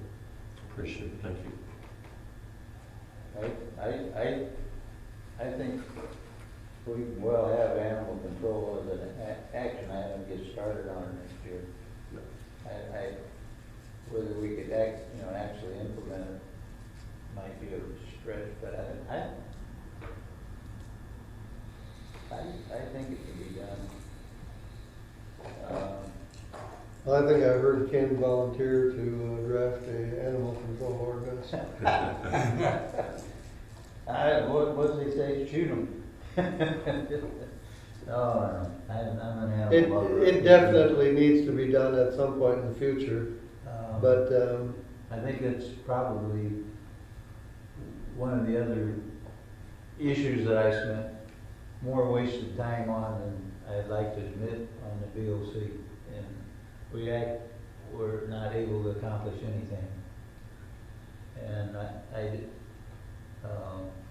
and a lot of these, the issues that we're talking about here, the nuisance and the trash and everything, those are all items that the BOC spent a lot of wasted time on and accomplished little or nothing.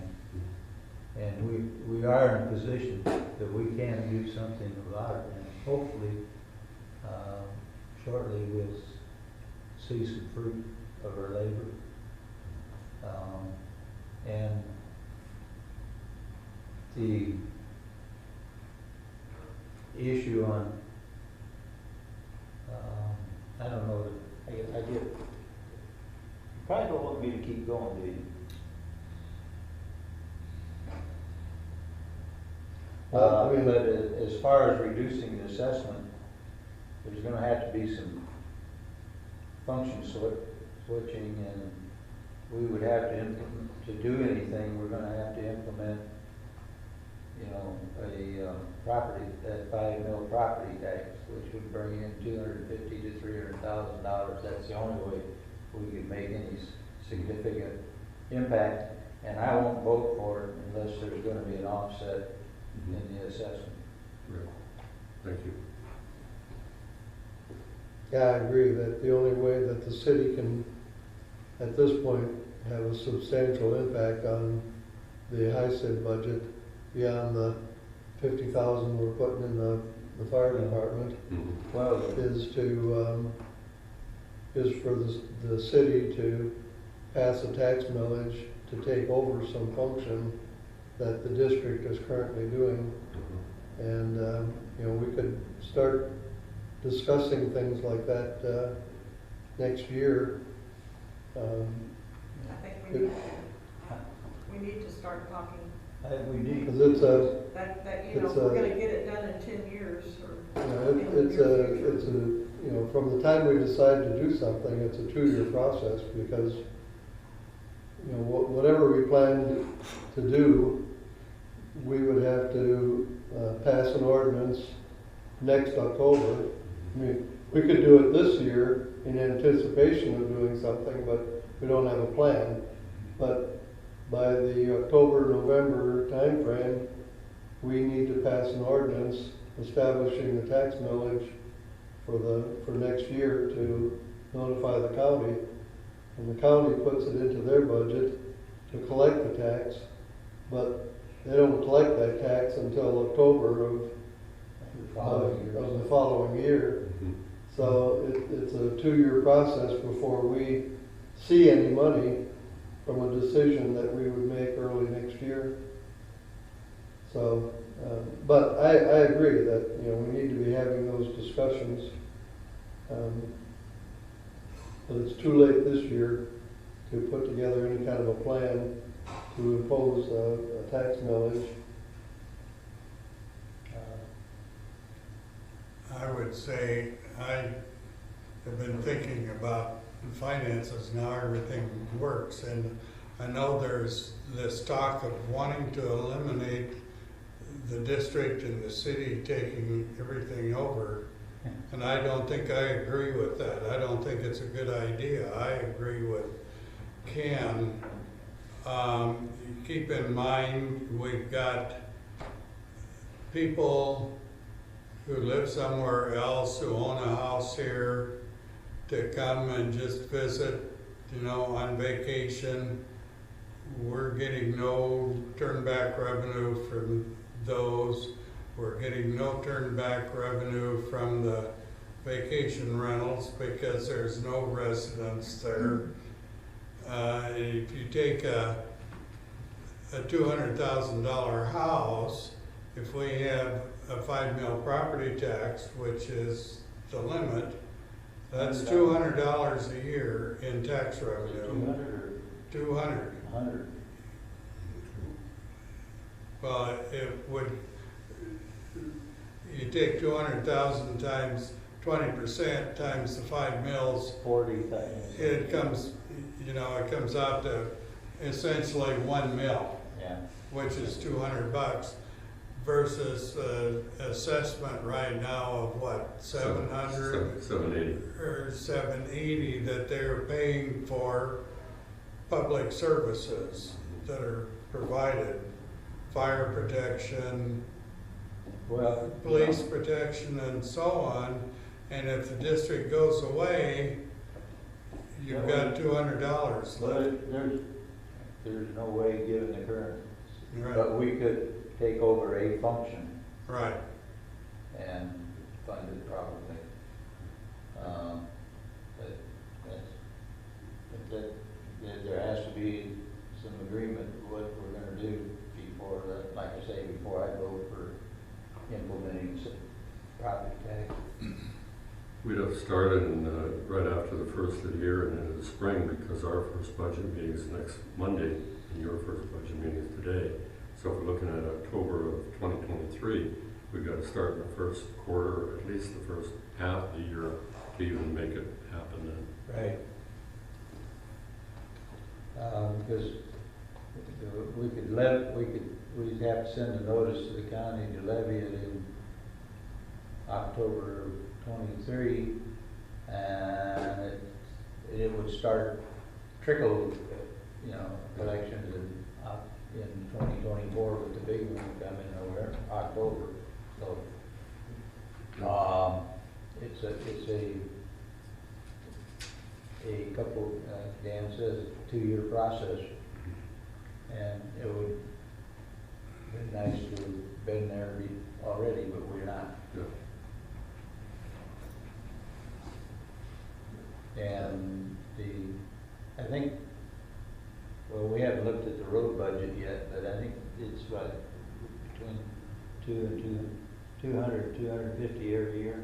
But basically that, you know, all that goes to with the 300,000 grant they'll give us, and like this year we got 600,000 work, but they say every other year, so we may actually get to where we have a little bit extra in there. I don't know, but not yet. The first year, 300,000 we spent, kind of wiped that out now. Well, that's kind of, let's try to Okay. finish up this, you know, under public safety, there's one item that bears some discussion. Yeah. I put in $15,300. We have 204 fire hydrants in Holiday Island. Which one is that? Public under safety, the last public tab. safety tab. I found it now. We have 204 hydrants in Holiday Island, and most of them, if not all of them, need a coat of paint, and they need to have the weeds trimmed around them. And, I don't, I didn't really ask Danny if the HICID was gonna budget for something like that.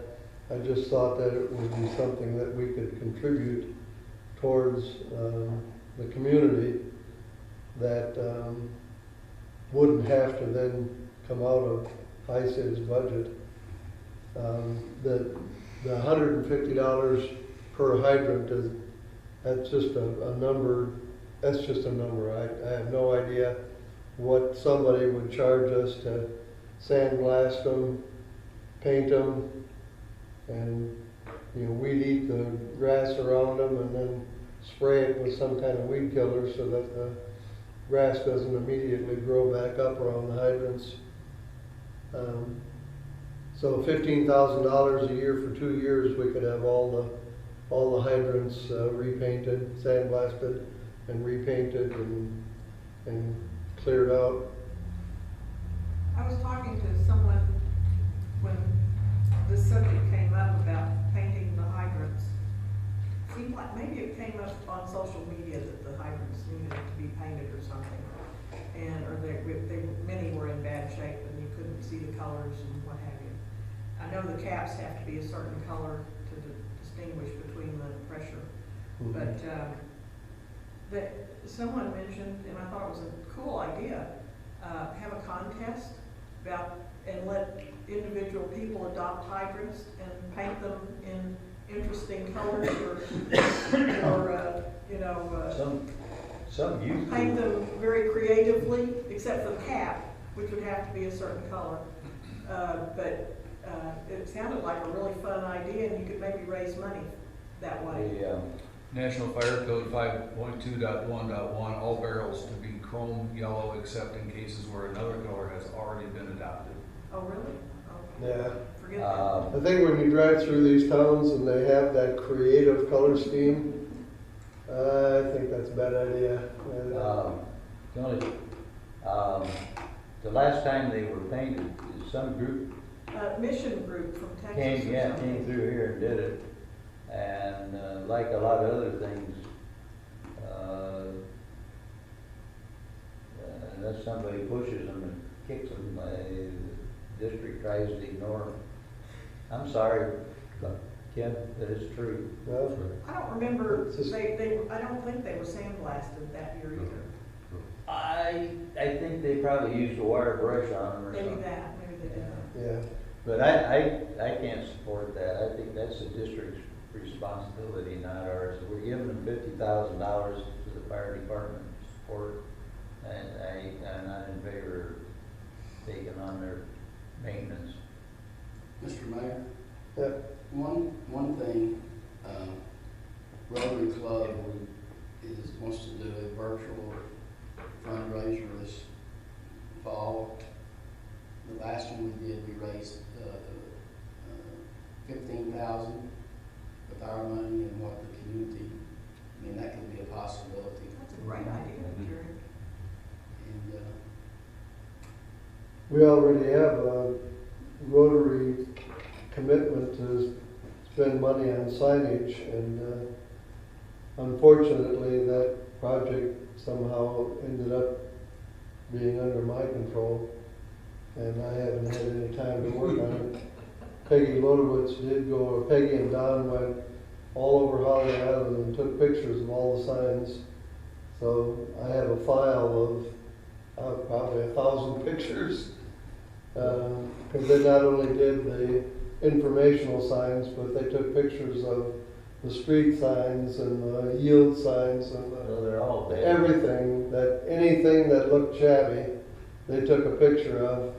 And there's a huge need to take care of that too.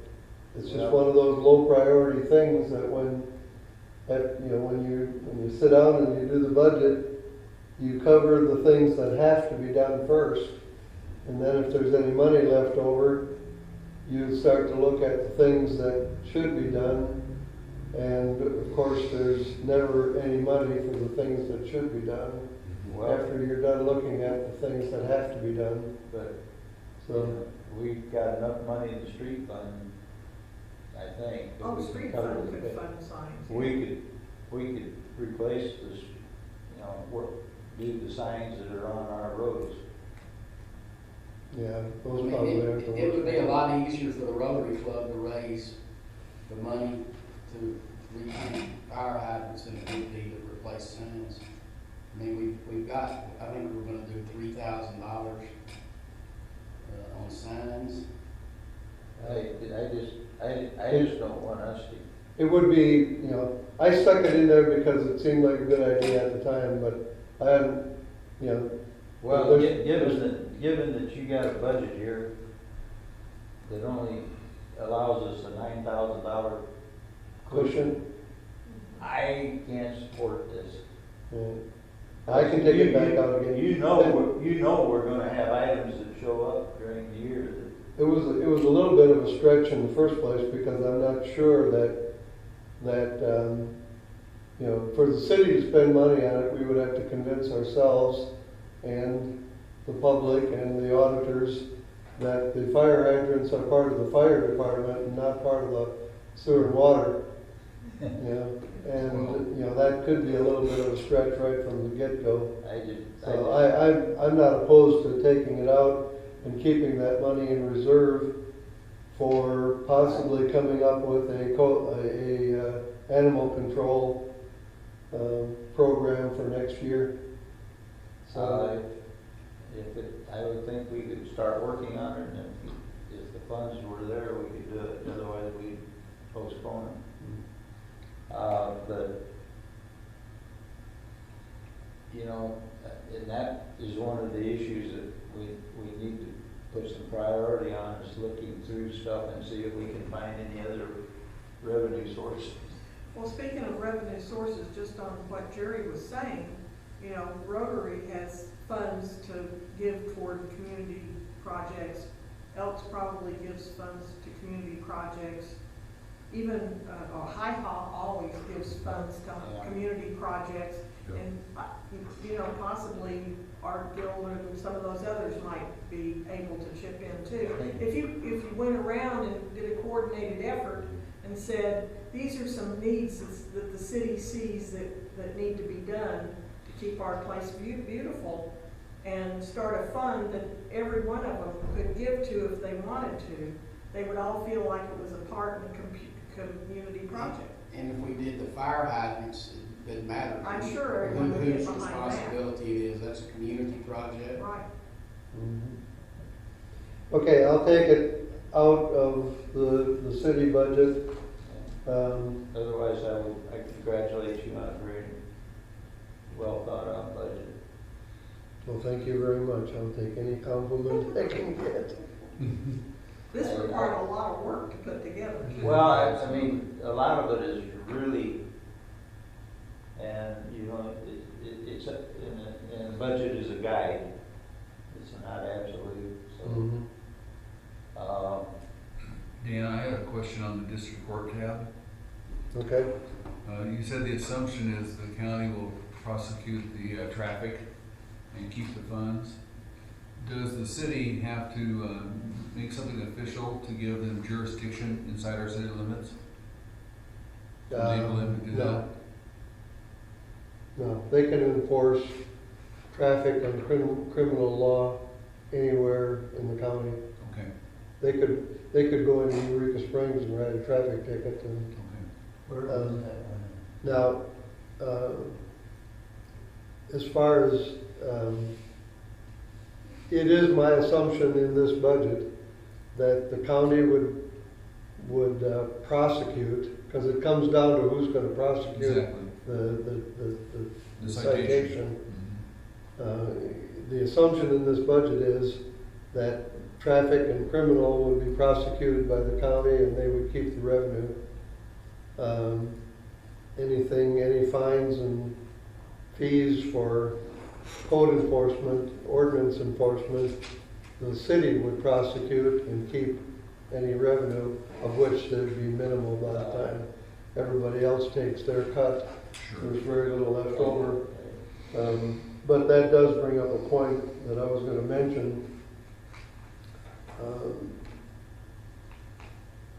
And I'm hoping that it would end up being budget neutral, but we are going to have to, we're gonna have to pass an ordinance allowing the city to appoint a prosecuting attorney. And because Tim Weaver died in Eureka Springs, and their new city attorney wasn't interested in prosecuting cases, they passed 2 ordinances this year. One defining the role of the city attorney, and one establishing and defining the role of the prosecuting attorney. So I was going to download those ordinances and sometime between now and the end of the year, our city council is going to have to pass similar ordinances that authorizes us to, when we set up the district court agreement, authorizes us at the same time to contract with Eureka Springs' prosecuting attorney to also prosecute our cases. Once we've identified and secured a prosecuting attorney, then I think we can have discussions with the county as to whether or not we're going to prosecute our own traffic violations, even if the deputy writes the ticket. If we prosecute them all, then we keep the revenue from that. We're talking about peanuts, so it's more of a procedural thing than it is a revenue thing. But it would be less confusing, I think, maybe even to the district court judge as to Who did what? and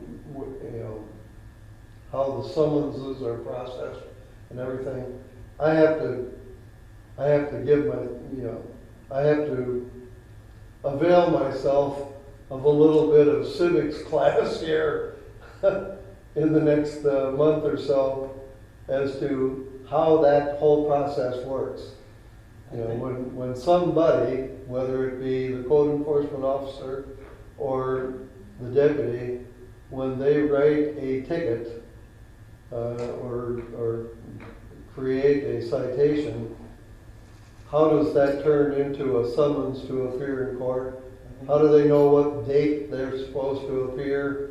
Who does the notification? Who lets the circuit court clerk know that they have to get this particular citation on the docket and stuff like that? There's got to be a process for that. And I think you probably could find that out from those ladies down there at the district court. Or actually call Judge Ramsey. I think he's been more than helpful. yeah. I ran into him the day I went over and talked to the sheriff. He seems very, very, very interested in helping us get started. So I assume that when somebody writes a citation, it's a 2 or 3 part form. The first form goes to the offender. The second form goes to the district court clerk, and the third copy stays with the city. So, but I'm big on flowcharts, so I want to get this all flowcharted. we're not talking about. Have they ever written many tickets on Holiday Island streets at all in the past? He writes about 5 a month. 5 a month, yeah. Not last month, but the week before, the month before last, that went up quite a bit. I think he actually wrote, I don't know, 11 or 12 or so actual tickets. But typically, he makes about 17 to 20 stops and writes about 5 tickets. And it generally depends on whether or not they get a ticket. Depends on how flagrant the violation was and how, what the attitude is of the driver. So, I think I've got stopped 3 times, and the last one time finally got a warning. yeah. I've gotten a warning once, it was quite a while ago. It was before I was mayor. That dirt made my senses, I've been pretty careful since then, I got that warning. Has anybody noticed anybody slowing down with the signs up on 187? I think they are. Yeah. You really think so? I think the people coming from the north are, Coming from Missouri down. yeah. The ones come off. Yes, let's see, I don't take that very Come off the often. hill or going But the over ones coming in from Eureka, Not all of them, but I do see. I don't think Aaron's taken any action to look at enforce it. I think they got them to slow down. And I just remember spending a lot of time trying to get the state to do that back when I was on the VOC, and they wouldn't do it.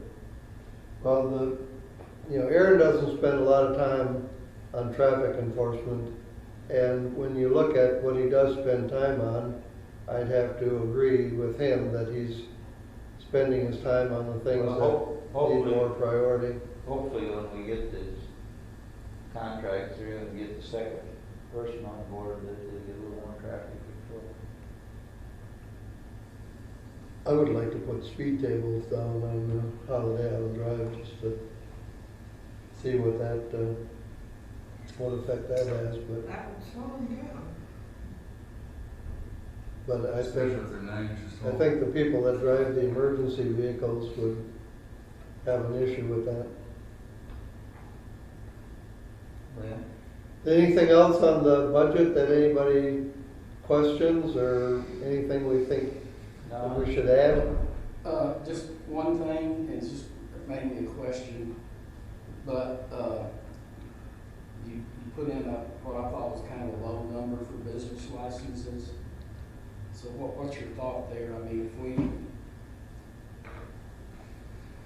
I know we don't have any idea how many businesses there are, but No. Right in front of I- Added Summer. That's another thing that's gotta start with an ordinance. And, Business the, I think that That's my grant. when we look at regulating VRBOs, which is kind of where the whole thing starts, Yeah. and you have to work backwards through that, and, issuing or having a process for issuing business licenses is, going to be, I think, a necessary element to being able to regulate VRBOs. So, but beyond that, I haven't given it any thought at all yet. So here again, somebody's gonna have to do some legwork to come up with an ordinance. So, and then, it'd have to be an ordinance that we think is enforceable. yeah, will have to be how we determine who needs one, because if someone's using a private home in a residential area, some of the other cities have declared those businesses and they pay a business license. Mhm. And depends on how you charge that, whether it's so much per occupancy or whatever. So I mean, that number could be, lower or higher. And then if we allow variances to operate the VRBO, there would be, I think we've got some fee structures in our, to get that variance, so that would be income. I don't know where that line that would go to. Yeah. Well, it all starts again with an ordinance, and I guess personally, I'd rather see that come before animal control, because I just think that animal control ordinance is going to be so difficult to enforce. Well, yeah, if you put a leash law in it, Yeah, I can't imagine enforcing the leash law in Holiday Island. I am not in favor of leash law. I don't know you have to have a leash law to have an animal ordinance, so. No, you don't. Probably not. No, you don't. I don't think. But somehow you have to be able to, But how do you, you know, but it, I don't know how you determine whether, you know, you go based on, you know, I think, If you find an animal and they're not under the control of their owner, yeah, but you have to have a leash law to make But that. it doesn't require a leash, is what No, I'm it's- saying. leash law means it's under your control. Okay, I think it should be under their control. You don't have to have an animal on the leash, so, I mean, it just means you have to have them. If it's running stray and the owner is nowhere in sight, it's not under the owner's control. Right. yeah. So, I think you would be dealing mostly with strays and vicious animals. And, you know, going back to funding, I see no harm in requiring licensing of animals. In fact, you know, as an owner of an animal myself, I would be perfectly happy to pay a license fee for my animal that helped fund animal control.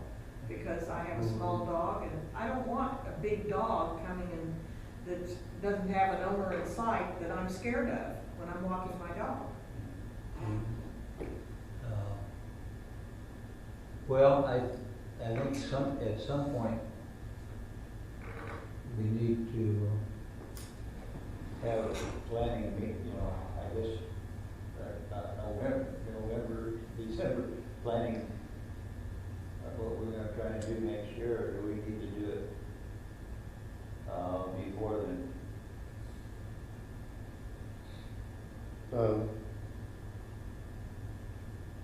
I don't know if we need Goals or whatever you want, yeah. um, First of all, we have to get reelected. yeah, that's gonna Only be God tough. has to get reelected. It's kind of, in one, I think the mayor-elect needs to take that up. it's kind of nice, but then the other, it shows that there's nobody out there wanting to step up. First step is getting it in the budget. And we have to have the budget out by when? Well, End of January, I think. February. I think, It's in January. I was gonna ask, okay, go ahead. It's certainly. I think it's technically the end of January, but in practical terms, if we want to spend money in January, we have to have an approved budget, so we're gonna approve our budget in November or December. Go ahead and submit that. Wes, have you ever heard anything from the audit committee? A fellow from internal audit called last spring and I visited with him. And he thought that probably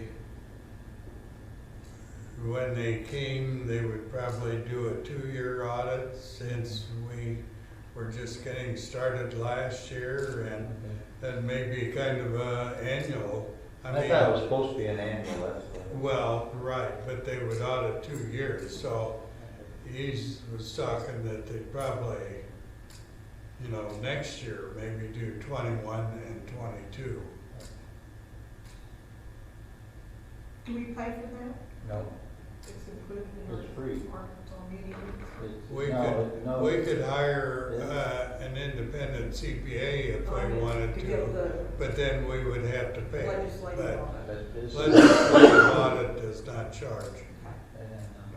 I see no reason to pay for an auditor. For our little bit of money. No. I had a question, Dan, about the building inspector and the code enforcer. You have the code enforcer factored in with running 20 hours a week, but the building inspector is only doing 15 hours a week? Is that what we're expecting to happen? Is that contractual? How many hours a week is he putting in now? Oh, hey, His last time sheet was 10. It was more this past week, and I saw it, but I can't tell you exactly how much it was. He had like 2.5 hours patrolling traffic up there for the cement truck. It was probably 12 or 15. Are you talking Aaron now? No, No, Aaron is Oh, the at building very, inspector was controlling traffic? Okay. that's, Aaron we is didn't- at we didn't very talk little about- time so We didn't far. talk about the Is very. Pardon? we didn't talk about the road budget.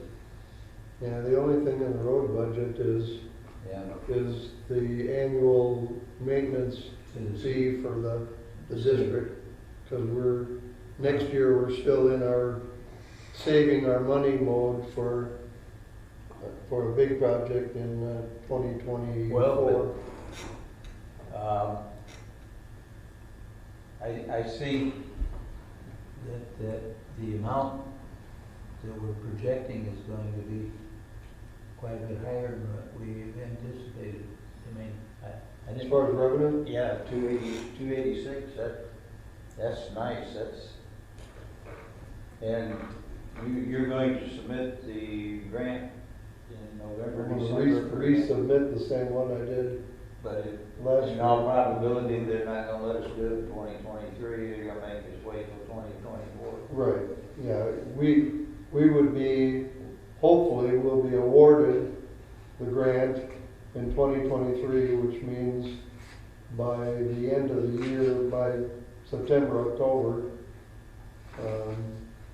the highway department would be, RDOT would be going out for, well, they wouldn't go out for bids yet until, yeah, they could. So this In year, October, November, they'd be going out for bids already, and then, schedule the work in January.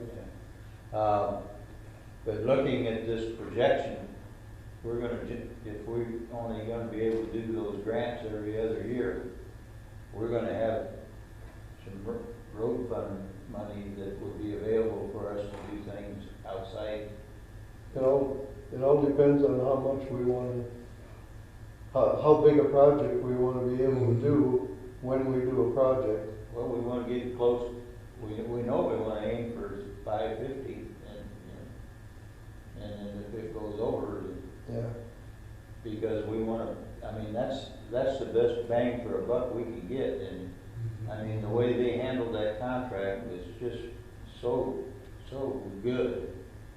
I would, I mean. Quality of work was better than we've ever seen too. Yeah, I mean, that's the best road project Holiday Island's seen in a long time, if ever. I guess we could do more if we wanted to pay 100%. I don't think, I thought the that biggest project they'll manage was 550. supposed to be 500, and then they Okay. upped it to 550 to, well, actually, they upped it to 600,000. Well, and I know, but the original project that they okayed was 550. Mhm. And then the bid came in at 6, so I thought, if we could request up to 550 with us putting in 250. Mhm. So all we need is 250,000, and the road fund's generating more than that every year. So, I mean, we could start things like replacing the signs and stuff on our section of the roads. Yeah. And Probably gonna generate about 300,000. that would be great, because we started off with quite a bit less than that. And I don't know, I just, we're very close to reaching the end of our ability, our fundability, funds that we're gonna have and the service that we're gonna offer. We're pretty close to the edge.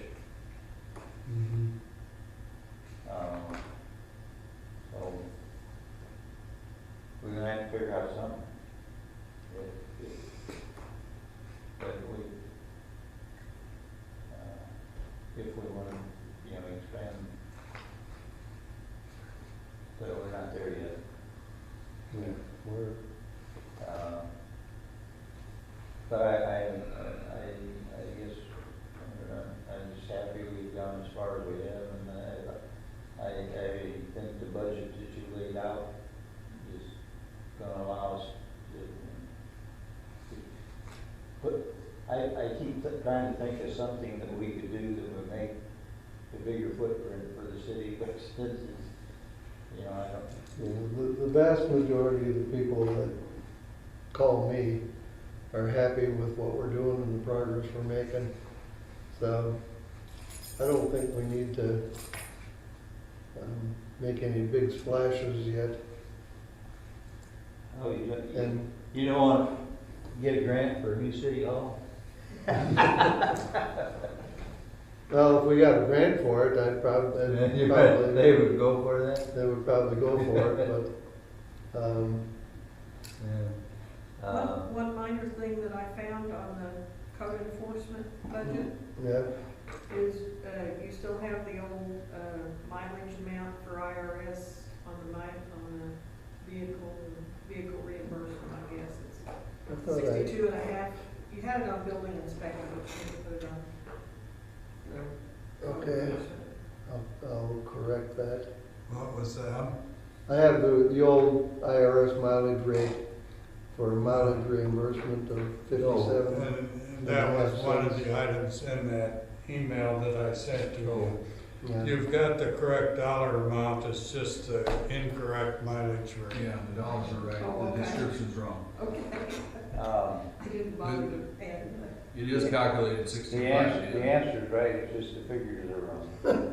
Notice. And gas has gone down, so it may not be 62.5 cents next year. Again, Also, It's on a the guide code book. enforcement, I had a question about $2,500 for printing. Seems like everything he needs printed could be printed on the printers in the office. Yeah, when I did this, I had no idea where all of our forms and stuff were gonna come from. Because, we have to have, like a multi-form, multi-copy, serialized Oh, yeah. forms for everything. And, unless he can come up with something with blanks that we can run through a print machine that you can do on a template on. Well, you might have to send that to Wicker or something. Yeah, I think we're gonna have to buy those forms. I Or from UPS or somebody. just really question David. He's, Whatever's cheap. we're to the point of starting to talk about re-inspection fees with some of these jobs. I don't He's, the builders are learning some things. Well, I mean. And it's not that any of our builders were doing shoddy work. It's just that, there's things that should be done a little bit better or should be done a little bit different. Well, that's, the reason I ended up at Holiday Island is because I looked at houses on Beaver Lake for 2 or 3 years, Mhm. and I ran into so much crappy building. Well, And the things that seem to, the one thing that seems to be not very well understood by the local builders here is the Arkansas Energy Code, which we reference in our building code. And there are very specific things that ratings on windows and stuff like that. And well, I just, that's. if a window is within a certain number of feet of a door, then it has to be shatterproof glass and things like that. Things that that I didn't know, and a lot of our builders didn't know. Footings and foundations have to be insulated. as part of the energy code. I didn't know that. You know, you have to have a styrofoam, you know, actual insulation between the dirt and the footings or the foundation wall. And so, yes, he is a big asset to the, not just to the city, but to the builders that, Another question I had on the building inspector and code enforcement was you have a line item for telephone and internet. Are we splitting that apart from the IT budget? Or We've- admin you budget? know, Wes and I at least have been, and maybe even Lane too, have been talking about, instead of just having all of that in the admin bucket, to try to do as much, what are the, activity-based accounting, I think is the term they use, where you try to assign as much cost to the actual activity that's consuming it as you possibly can. And Wes, what I told Wes was, I'm gonna do the budget on my spreadsheet like this, and then give it to him, and he can put it in the correct budgets or buckets for, as far as allocating costs and stuff like that. And when we have our next budget meeting, I would hope to be able to have it in the format of the software that we're using for our financial statements, to get it off the spreadsheet and into the actual software. And, you know, to carry that to the degree that it was implemented in industry, the fact that we're paying rent for this building, part of it should go to the planning commission, because they use it for planning commission meetings. Yeah. At some point, So you know what it costs. yeah, at some point, you know, you might be, you know, dividing up pennies, but if it's a substantial expense.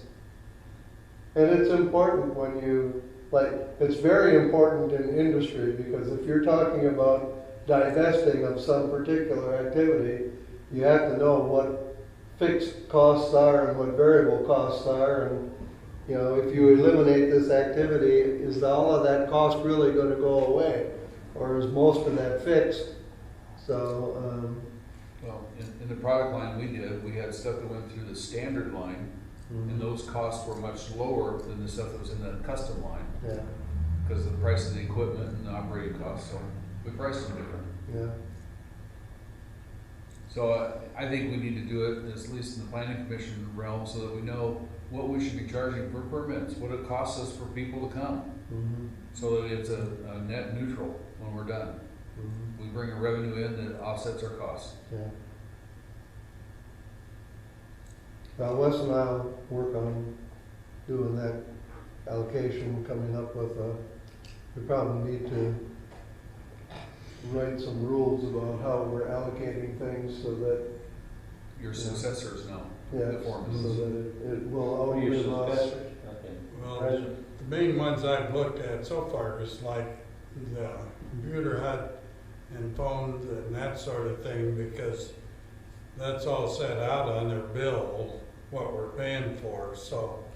And It's easy on your to- monthly financial statements, I've been dividing it. Okay. I hadn't for the first month or two, and then after I got Linda's explanation of what everything was, and I went back and looked, I've gone back and reclassified some things. Cool. Have you worked out anything where you're gonna put this clerk? No, They might not need a desktop PC if you had them use the one that's in there, the old one.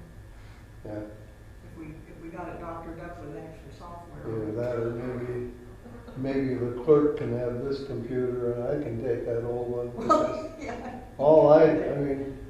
All I use is Excel and Word, and, you know, We're gonna that, have to get Excel and Word on that machine then, because it has nothing on it. yeah. It doesn't have Excel on it?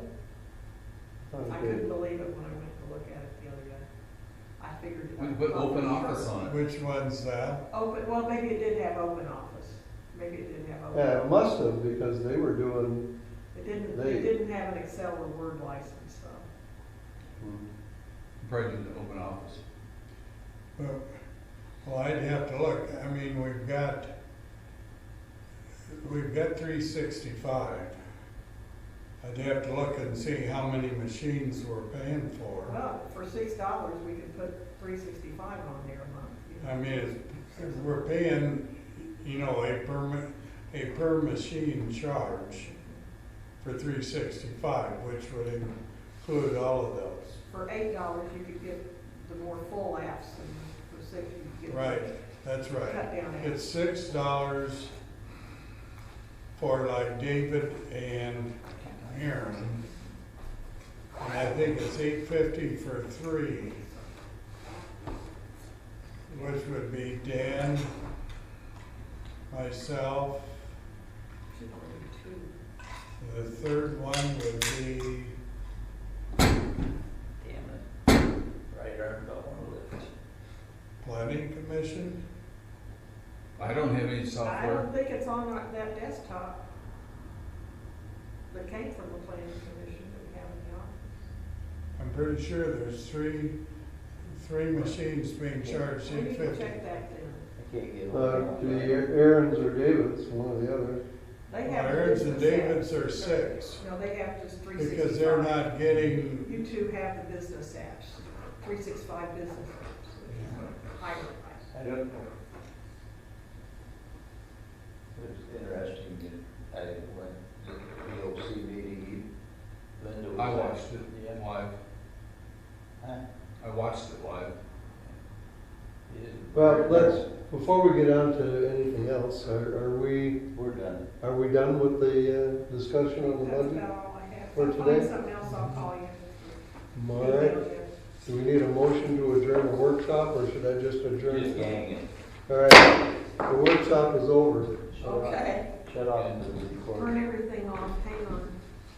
Can I make an announcement? I just got an email from Sandy Martin. We were gonna have a meeting on May 6th with the state broadband director. We're gonna talk to us about how they were doling out the